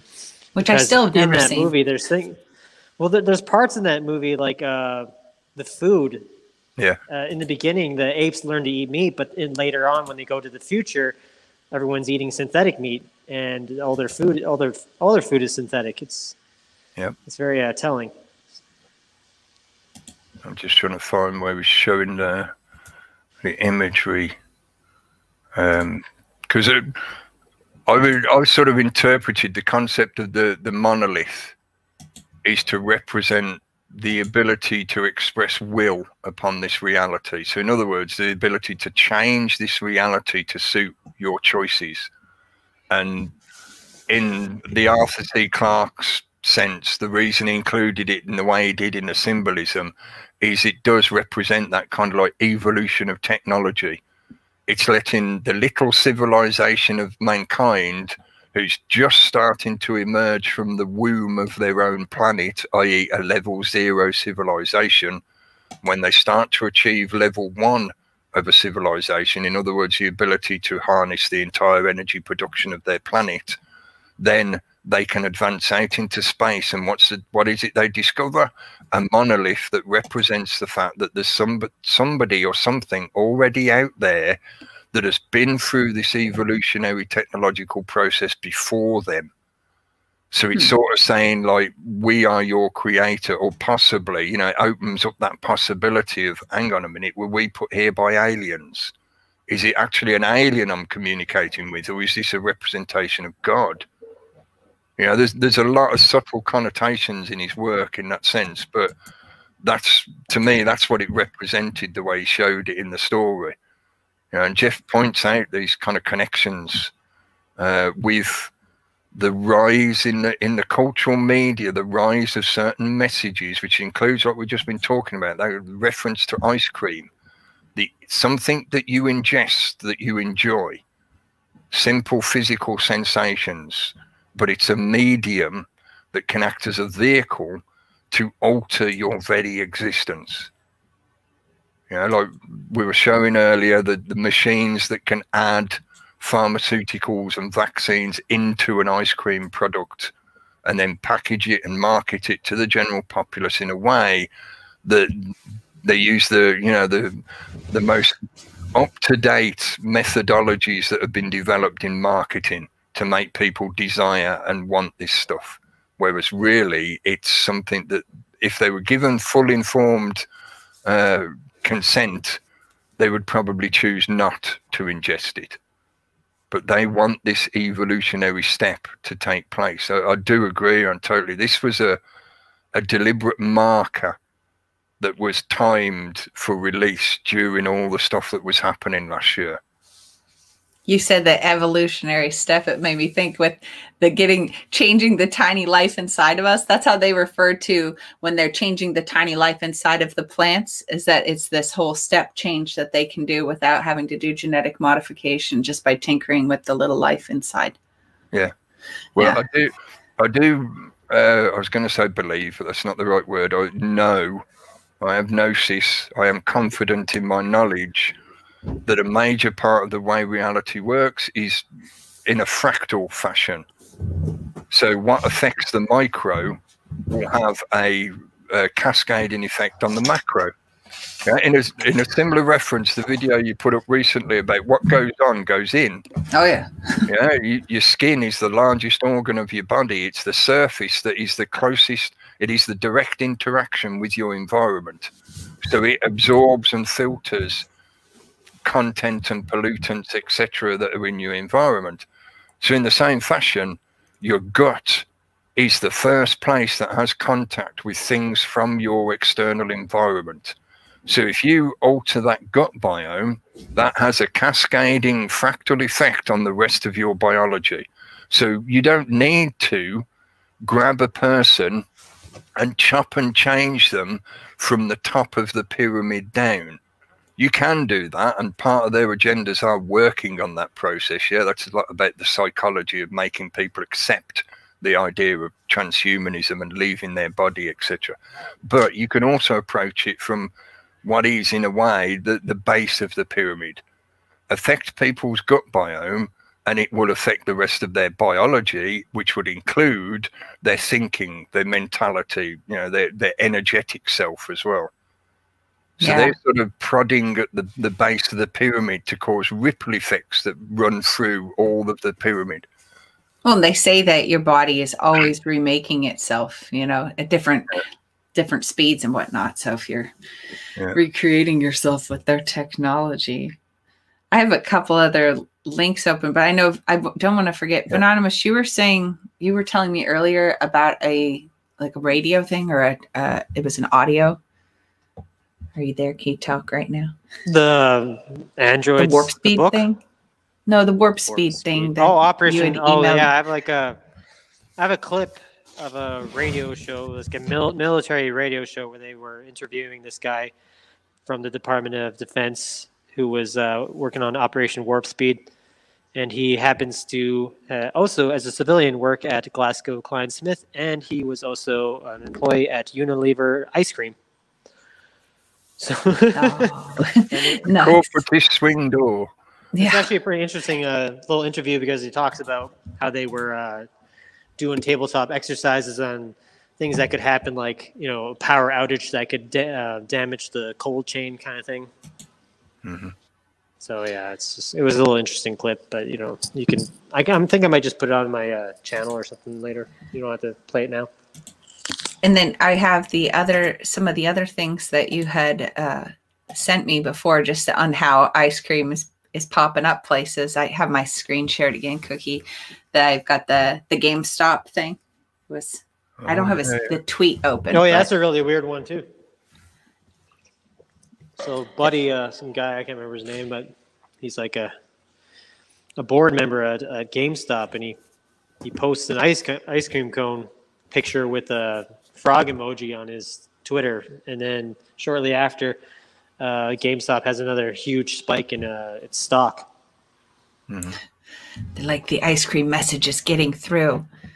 Mm. Yeah. It's like they've just that terminology, ice cream.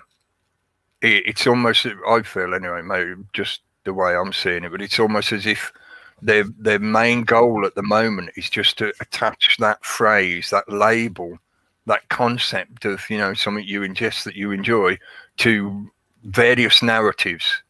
So it's almost like saying, hey guys, the whole idea that GameStop value is going to go up is like ice cream. It's something you want. It's something you'd enjoy. So here you go. It's just a picture of an ice cream. Yeah. And it's McDonald's. Ew. So it's not really ice cream. Yeah? No. But hopefully that makes sense. You know, they're trying to attach the concept of something that's nice and enjoyable and people like it, most people like it, to whatever narrative. So, you know, they want to tell you about the latest information about COVID. They just give you a story about ice cream in relation to COVID, like the one you showed earlier, you know, COVID found in ice cream. Yeah. And then Anonymous also sent this one, The Simpsons. Did they predict the Russian coronavirus vaccine ice cream incentive? That looks like a delicious bowl of needles. Yeah. The picture I sent with it is the part I think that's more important, that they would use the vaccine as for mind control.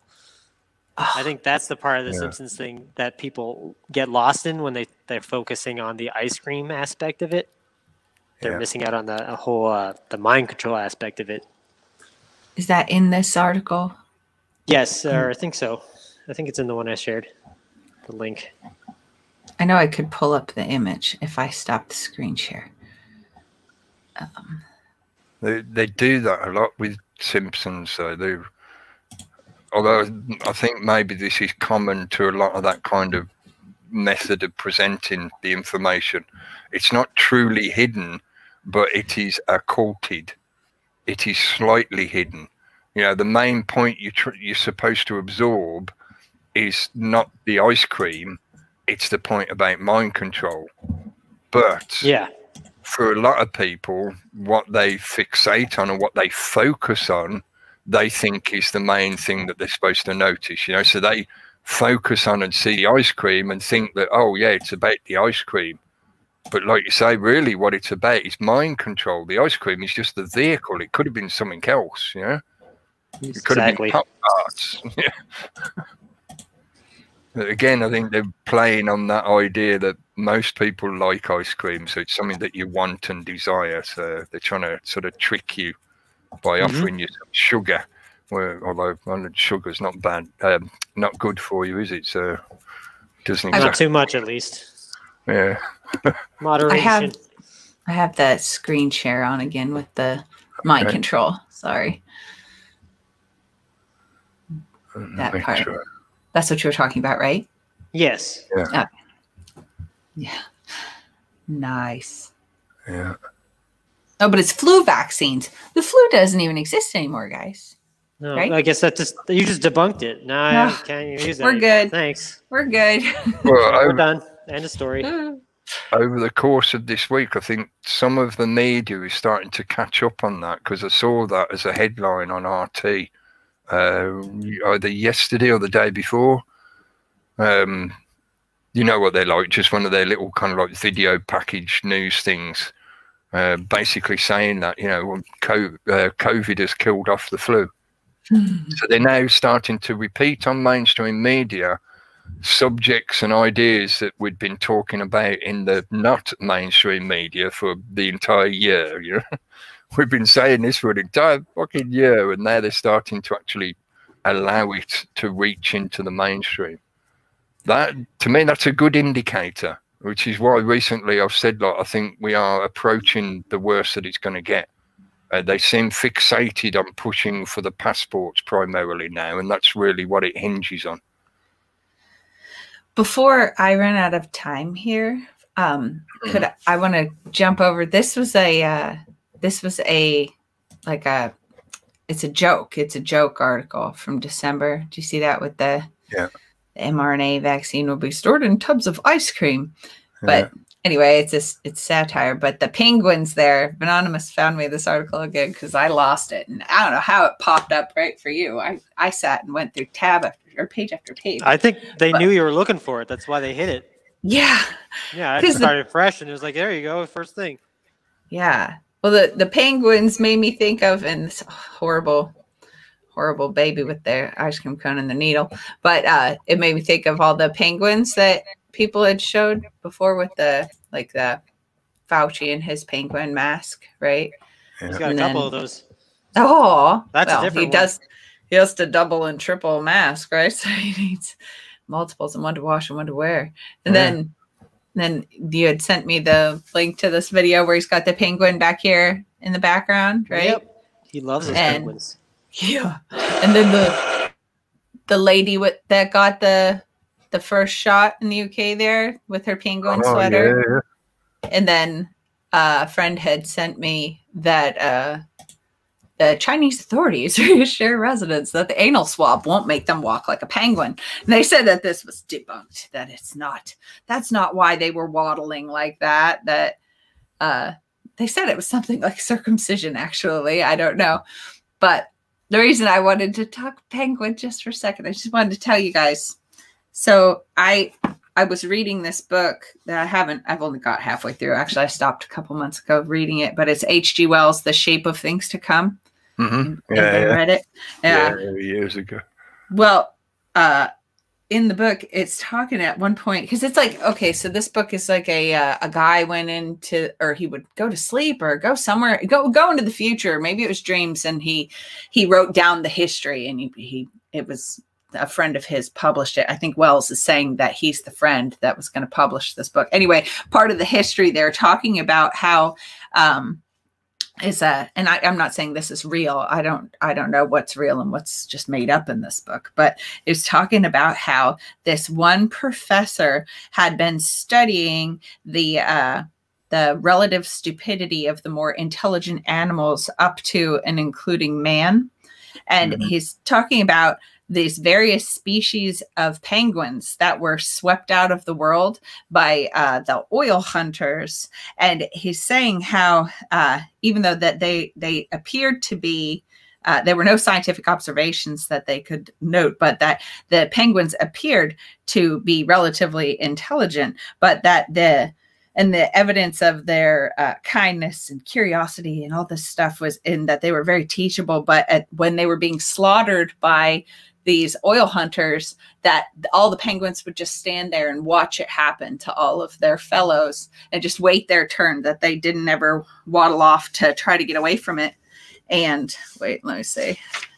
They were saying at the end here that, or not at the end, but at the end of that section, that nothing was done by the penguins, and that they were just like the humans, that when people would come to slaughter them, that nothing would be done to stop it. And funny on all of it was the guy was quoting extensively from this person who was showing the nature of the danger that was clearly seen and clearly and publicly stated. And that guy his last name was Snowden. I don't know. I was entertained by that, but pointing out the obvious trouble we all have. Anyway, I just thought that it was funny that they're talking about, not funny, it was sad, but that they just would stay there waiting to be massacred and doing nothing, no flight or resistance, they said. A bit like dodos. Yeah. But instead they're just penguins. And I think he's using it as a connotation for what they also refer to as the undead, the useless eaters. The brainless ones, the zombie apocalypse. This is a recurring theme with the kind of people that have written and designed and pushed a lot of these agendas, all of them really. They view the majority of other people as being ignorant animals.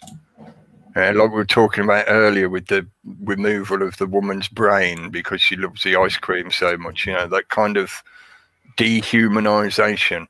You are not a thinking being with your own cognitive ability to make free will choices and make your own decisions and observations on reality. No, you are just a dumb animal that is subordinate to your sensations, your physical senses.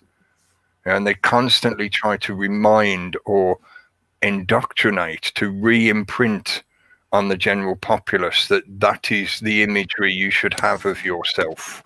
You are only considered enlightened when you are able to conceive of certain concepts and ideas that we have kept deliberately occulted from you, and we will hint at them.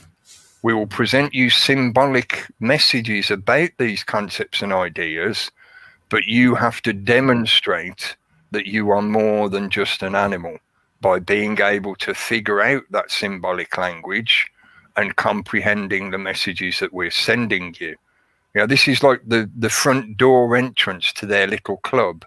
You can only get in if you can figure out where the entrance is and how to open it. That's their test in a way. Prove yourself to not be an animal. And this is the kind of stuff where that ideological concept that's foundational to their attitudes spreads into the media and the education system as well. Various elements of our society, such that it indoctrinates people en masse through the system. So most people grow into an adult that has very short expectations of themselves beyond being a slave to their own physical sensations in one way or another. This is how they keep people stuck in the matrix. They prevent people from being able to develop themselves through their own self-discovery kind of thing. They deliberately misdirect people away from that kind of thing. So I'm digressing a little bit. The point I was trying to make, was the reason Wells is using that example in his story was as a metaphorical connection, a metaphorical example of the dumb population, the useless eaters, who will be capable of being trained to be a beast of burden like a donkey, but will stand there and allow itself to be slaughtered when it's done its job and you've had enough of it and you want to toast it on a fire. And he's I think he's one of the more relevant foundational supposed thinkers. I use that word loosely.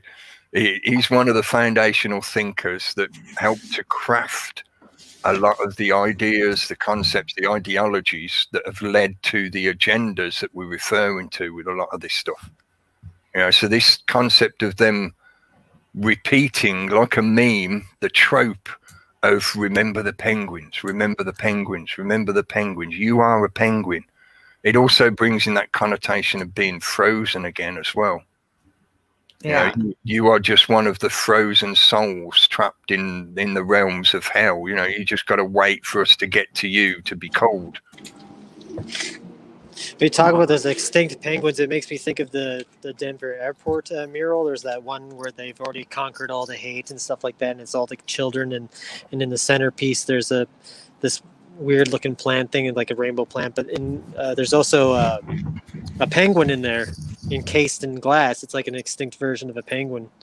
Really? Extinct species of one, I mean. Yeah. Nice. I wondered if the artist was making reference to that H.G. Wells story. He might have been. Maybe. Yeah. That's what made me think of it when Camille was talking about the penguins. So I was thinking about that. It's like how many different species got wiped out?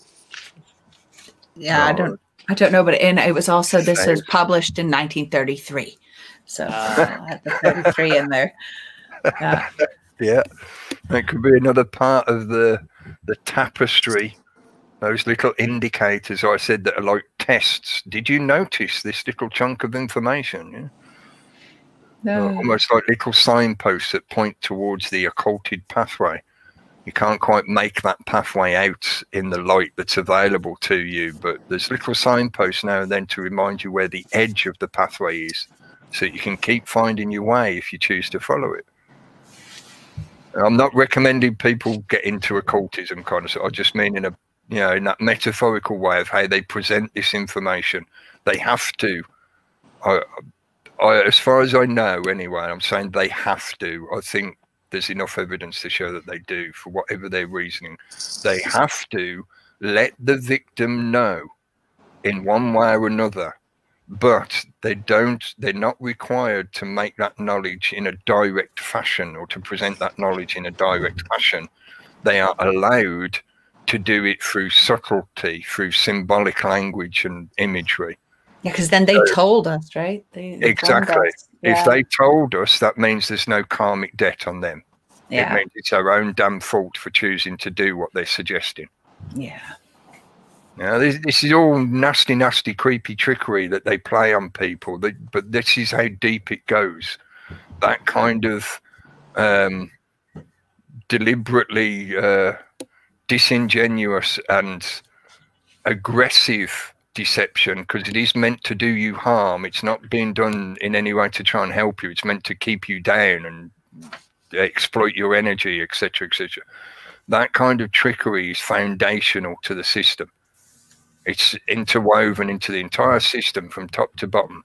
And we've just been looking at some of the examples of where you begin to see it emanate into the media. So you get these examples like references to the kind of symbolic connotation of those extinct penguins. You know, you are the penguins. Remember that movie about everybody loving the what was it, Happy Feet? Oh yeah. I never saw it, but yeah. I saw about 20 minutes of it and I thought, this is just ridiculous shit. I don't want to watch it. Yeah, everybody loved it and everybody wanted to be a penguin. And yeah, all the kids were waddling around going, yeah, look at me, I'm the penguin. You know, that's them re-imprinting the concept that you are just a dumb animal. You're just a dumb animal that follows orders. But we trick you. The sugarcoating to make you swallow that concept is that we dress it up with this melody that makes you feel somewhat aspirational.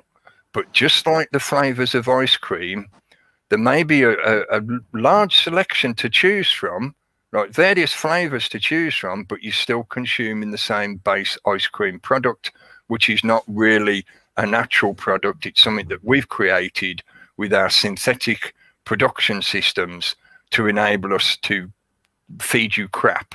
And you think it's lovely and you think you got lots of choice to choose from, but you've got no choice at all, really. Sorry, that sounds terribly oppressive, but you know, that is the way this stuff starts to reveal itself when you start pulling apart all the different threads so you can examine them closely. I was when I was first discovered the penguin thing, I was like looking up the symbology of penguins, and a lot of it circles around back to what we've been talking about, evolution, and then there's also the order out of chaos, things like that, rebirth. That's a good point. The order out of chaos is something that definitely, it's a major thing that's playing out at the moment, isn't it? Yeah, that's probably why Fauci likes it so much. Yeah. Plus, it's got the black and white, so. Well, they did just, they're reporting, I could pull it up, I could find it, they're reporting like a, not an albino penguin, but like a yellow and white penguin. Did you see that? I've seen it several places. All right, let me look. I'll get it. But yeah, you said the black and white, so of course. Does yellow do anything? Yellow's involved in that kind of. I use the reference satanic. You know, it's not just confined to Judeo-Christian, and it's not their foundation. You know, it's not their origin. It reaches back into ancient stuff. But yeah, the kind of color symbology, yellow is not exactly a good color, even though it's often used to refer to the sun and light and things like that. It's not actually. It's an off color of the true lux. The true lux is pure, bright white light. You know? And it kind of brings to mind the hive sort of thing, the yellow. Like honey. I have it screened. Yeah, there you go. It's kind of creepy looking too. I don't know if it's even real, but it's kind of almost like honey mustard color, isn't it? Oh, yeah, that's cool. Yeah, I like watching the natural world. You know, watching the birds and stuff like that. There's is this a species or just like a genetic thing? I don't know. I think they were just saying it's just some rare penguin. Mutism. That's an interesting terminology. Yeah. Isn't it? Yeah. Oh my goodness. Again, like I was just describing, it's not the true light. It's the faux light, the fake light, the off-color light. So the true light, the lux, would be pure white, whereas this being slightly yellowish, it's just off-color, and the academic terminology, lucism, yeah, luciferae, lucis. Yeah. Yeah, where does that word come from? The light bringer who brings the not true lux light. He brings the slightly off-white light, yeah? All right. So I'd highly recommend, folks, if you haven't spent the hour and 20 minutes watching it, I did put a link in for it earlier, but I'll put it in the chat again now, just in case for latecomers to the channel, maybe, or latecomers to the broadcast anyway. I mean, this is the link to the JeffC video, which we mentioned at the start. The one he did titled "This Will Blow Your Mind," where he's talking about a lot of these connections to do with the promotion of certain ice cream products, or, you know, synthetic ice cream, not a real ice cream, and the very deep connected connotations that link back through the imagery, the symbology, the subtle messaging that is included in this modern marketing presentation that we're told is, you know, oh, we just want to sell you ice cream because everyone loves ice cream. When you start adding in a lot of the stuff that's been happening over the last year to do with the alleged supposed illness, then this concept of, oh, well, at least in the dystopian nightmare technocratic future there'll still be ice cream. I'm sorry, Dave, but the computer says you're not allowed any ice cream.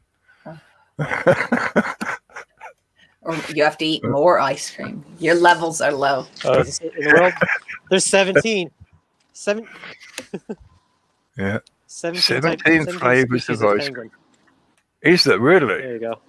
17 species. Yeah. Oh, nice. 17 species of penguin. Is that only because That's 17 again? That new yellow one? Yeah. I was just wondering whether have they introduced that yellow one because they needed to find the extra one to say 17. So therefore the 17th was this new yellow one that they've discovered. That is an interesting connection, and the 17 again. Yeah. Did you want to wrap it up there? I know you said you had to go soon, that you were running out of time.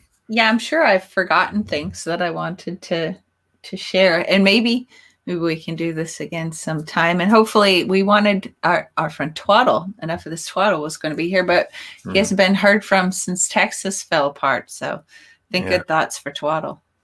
So. Yeah, hopefully he's all right. There's that cold freeze again effect, you know, slowing everything down, bringing life to a standstill. Yeah, I hope he's all right. Yeah, I was going to say, he's a tough guy. Yeah, I think he'll be fine. Yeah. I know you're saying you forgot stuff, and I was going to say, I know it might sound bad, but I'm glad you forgot some things, because then that's a good reason for us to come back and do this again. Oh, good. Yeah. I've got loads. There's always more stuff. Yeah. I'm certainly happy to do it again. You know, we'll have to discuss it offline and whatever, and find out, you know, how often and what time and things like that, and we'll arrange it. And hopefully we can get a few more people involved. If Twaddle can make it, or some others, we can have a few more people in the room. Maybe make it a bit more of a general coverage of subjects, and include a little bit of JeffC's work and his music every now and then, so that we don't forget the inspiration that he added into this conversation. He may not be able to be here with us anymore, but he can be here in spirit, as it were.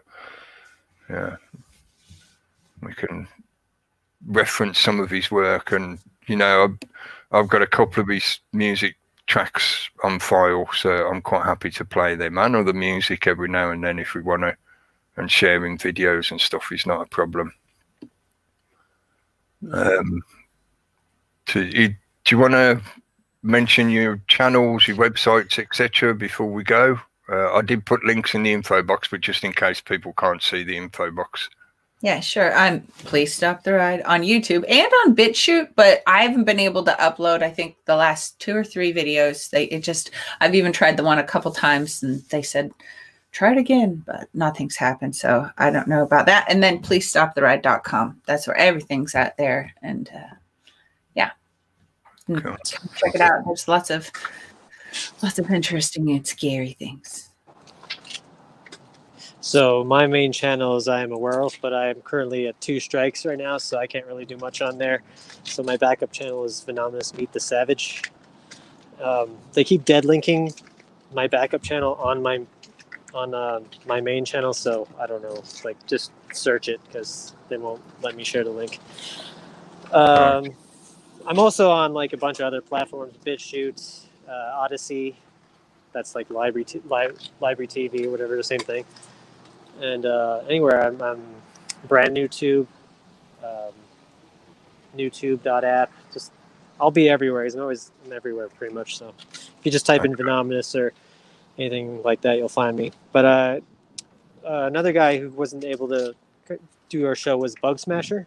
Oh yeah, and he had words he wanted to share for Jeff. He had like a little eulogy thing, and I said I'd read it for him. So maybe we could wrap it up with that. Yeah, that's cool, definitely, yeah. Okay. I got it in Twitter here, so. Okay. You guys still hear me? Yep. Yes. Okay. Yeah. Jeff has had an enormous impact on how I view this world. Despite always being skeptical about the so-called society around us, it was really until I discovered Jeff's channel in 2014 that I began to scrutinize every narrative and every major story that was being presented to us, both in the mainstream as well as in the kosher alternative outlets that I have been a fan of prior to that. I watched Jeff grow in his understanding of how our present diabolical global system operates, and I grew together with him. I watched him go through personal trials and tribulations, enduring all the smear campaigns and attacks like a true man, with dignity and stoicism, and even some snarky humor. Even though we did not agree on everything all the time, Jeff was always a true gentleman to those that he believed to be genuine people. His perseverance and resilience in the face of constant censorship is also worthy of the highest respect. Jeff simply never gave up. A true fighter. I will really miss his laughter, his fiery monologues, and of course, the banging of the table, the highlight of every video. Rest easy, my friend. You will always be with us in this struggle. So that was from Bug Smasher. That's cool, man. Thank you. Thanks to Bug Smasher for that. Yeah. Hopefully, he's welcome to come and join in if we do more of these. So yeah, maybe I'll ask him and stuff next time. Cool. See what he says. All right. Well, we'll wrap it up with that, folks. Thanks for tuning in and joining in the chat. If you're chatting in the chat room, and thanks for listening and giving us your attention for a couple of hours.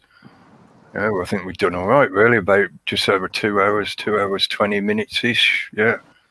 So I'm not certain when exactly we'll do the next one.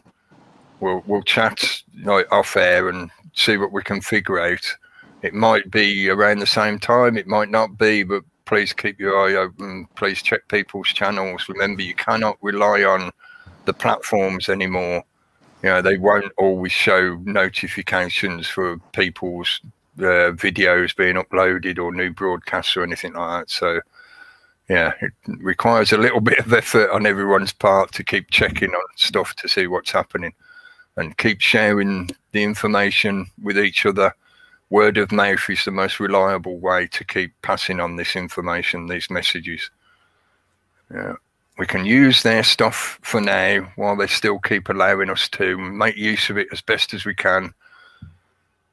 Can't rely on it. And we shouldn't keep all the eggs in one basket, all that usual kind of stuff that people repeat because it's worth knowing. Yeah, anyway, thanks both for joining in. Thank you, Cookie. Thanks, everybody. Thanks, Anonymous. That's great. Yeah. Thanks again, folks. We'll say good night. Thanks, everyone.